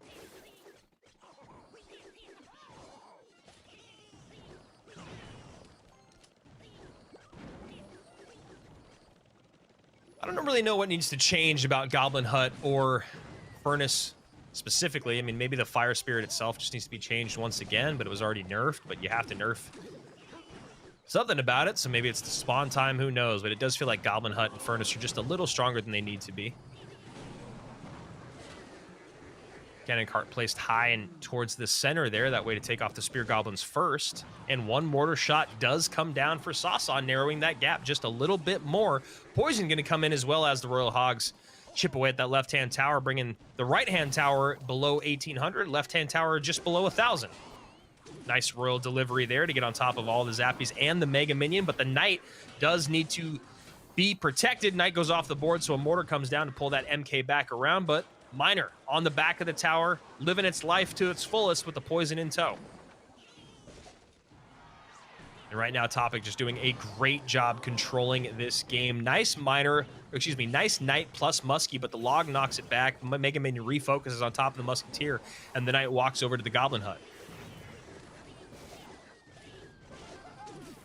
Delivery in once again earlier this time. Does catch the miner. Nice play there.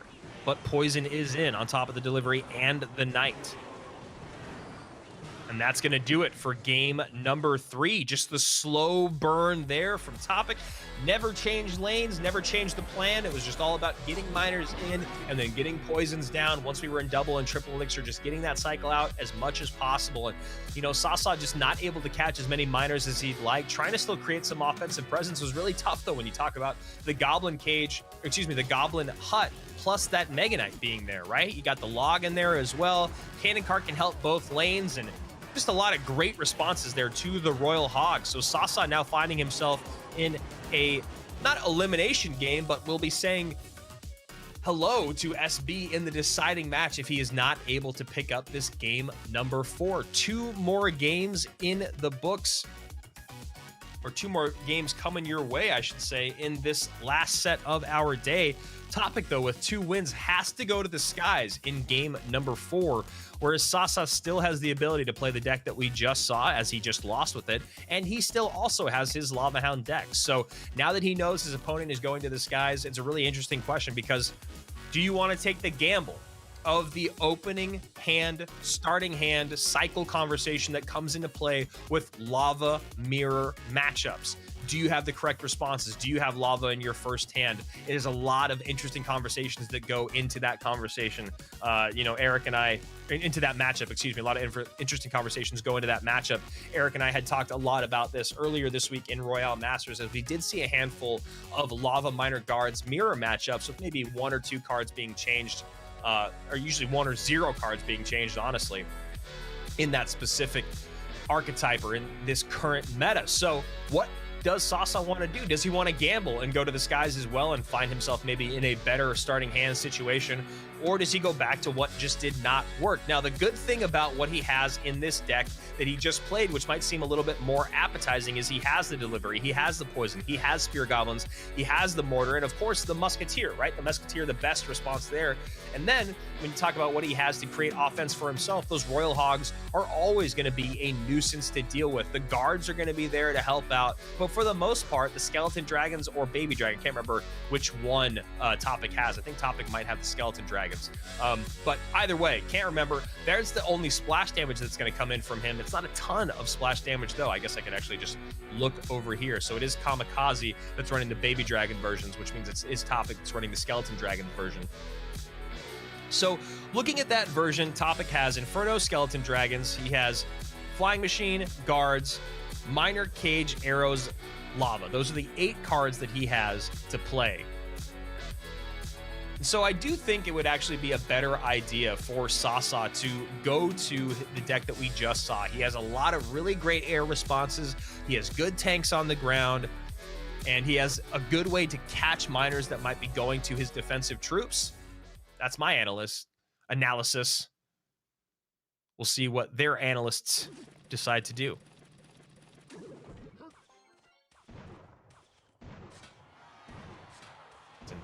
Very interesting miner outside.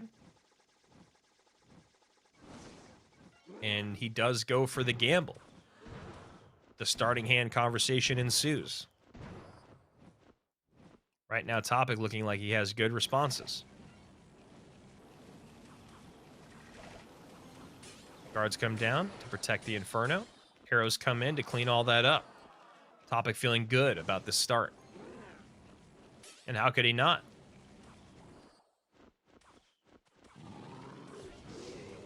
And now Topic sets up with the lava of his own, and now we'll see how this fares.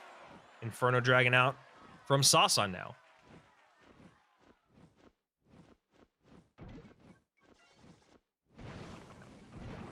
Flying Machine plus Skeleton Dragon. Skeleton Dragons and Flying Machine doing a great job cleaning up their Flying Machine in response defensively, and now this Goblin Brawler going to pop. Flying Machine going to get on top of the Skeleton Dragons, but nothing to get on top of the Flying Machine of Topics, and this is exactly what I was talking about.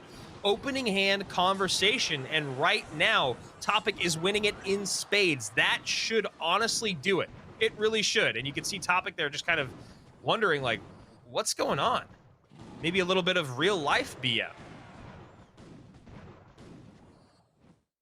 as it feels like to him, maybe Sasa just gave away this set, gave away this game, still shaking his head. And now we'll see what Sasa has in store for the man from Russia. High Goblin Cage here. Brawler going to focus both the baby and the Inferno Dragon away. Arrows going to come down in both directions, maybe. Yes, they do. Inferno Dragon does get on tower here. No, guards come down just in time. And like that, that should be it. That should be the game. With only 40 seconds remaining, this should just be nothing but defense from Topic for the rest of this game. And it should be pretty easy to defend. Now we see Sasa going aggressive in the opposite lane. High Inferno in front of the Lava Hound. And that just feels like a tilt play.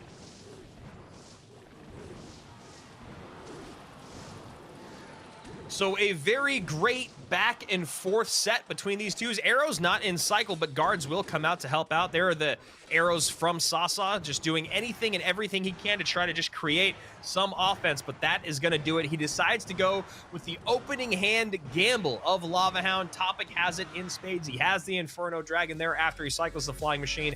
The arrows are there to clean up the lava pups. Guards meet guards, and just like that, Topic is our winner of Group C, out of Russia, out of the Eastern European Regional Finals with a first place finish there and a first place finish here in Group C. We'll be seeing him in our international finals where he'll be competing for that grand prize of $7,000. But looking at this game early on, you can see right here, the defense has already been played on Topic's side. He does the correct thing. He sets up his own lava push here.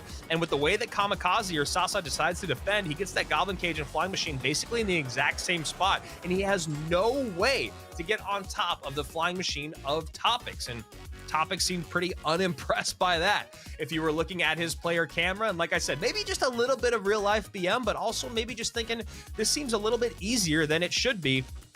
I really do believe that Sasa would have been in a better spot playing the other deck had he come out with that Royal Hogs, Cannon Cart, Musketeer, Poison, Delivery, Knight deck with Spirit Goblins. He would have had better responses to stuff in the skies. He would have had the Poison to help clean up the pups. He would have had the Delivery to help get on top of the Flying Machine. And so a very interesting back and forth day. Dominant sets all the way through. Yes, they were a lot of 3-1s, but there was a 3-0 there in the middle. Siak was the eliminated player, but we started our day off with Sasa taking out SB 3-1. Then Topic taking down Siak 3-0. Then SB returning that favor that he was dealt in his opening set. He goes 3-1 to Siak. We say goodbye to Siak. We send him a $1,000 check. And then it is now on Friday in our deciding match day. We'll see Sasa facing off against SB as Topic has cleared his way through to our international finals, a place that One Hive Hunter is very familiar with. One Hive Hunter, our invite player from our previous season, will be going up against those other three gentlemen that you just saw there on screen. Mini Kuma, our second place finisher out of the Middle East. Dimas, who was our fourth place finisher out of Eastern Europe, and then Ligan, who was first place out of the West. It should be a barn burner of a day. It's our last day of the group part of our international group stage, but on Friday, we'll be here back again, same time, same place, going through our decider matches. So 2 more days of action here in our GameStars week of Clash Royale. And make sure you guys are following along with all things GameStars CR on Twitter, on YouTube, on Instagram. You guys can find me at Andrew Guy. We'll be back same time, same place tomorrow to crown the champion of Group D and give another $1,000 away to the person that will be eliminated. So today it's Siak that joins Diaboom and of course against Aslan in our 3 eliminated players.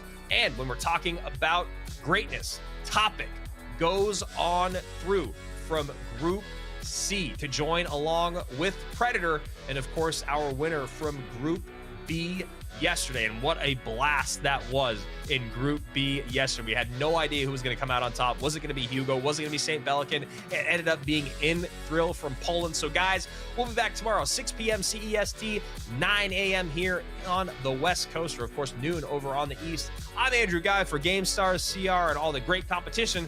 We'll see you tomorrow. Keep on clashing. And we're back. GameStars Clash Royale Season 2 is running full steam, packed with high-octane action, intricate strategy, and mountains of gold. Mix the elixirs and hop on your hog, Chief. Time to find out who will dominate the clans. Subscribe, join our stream, and witness brave heroes fighting in GameStars Clash Royale Season 2. Ride on, Biggie!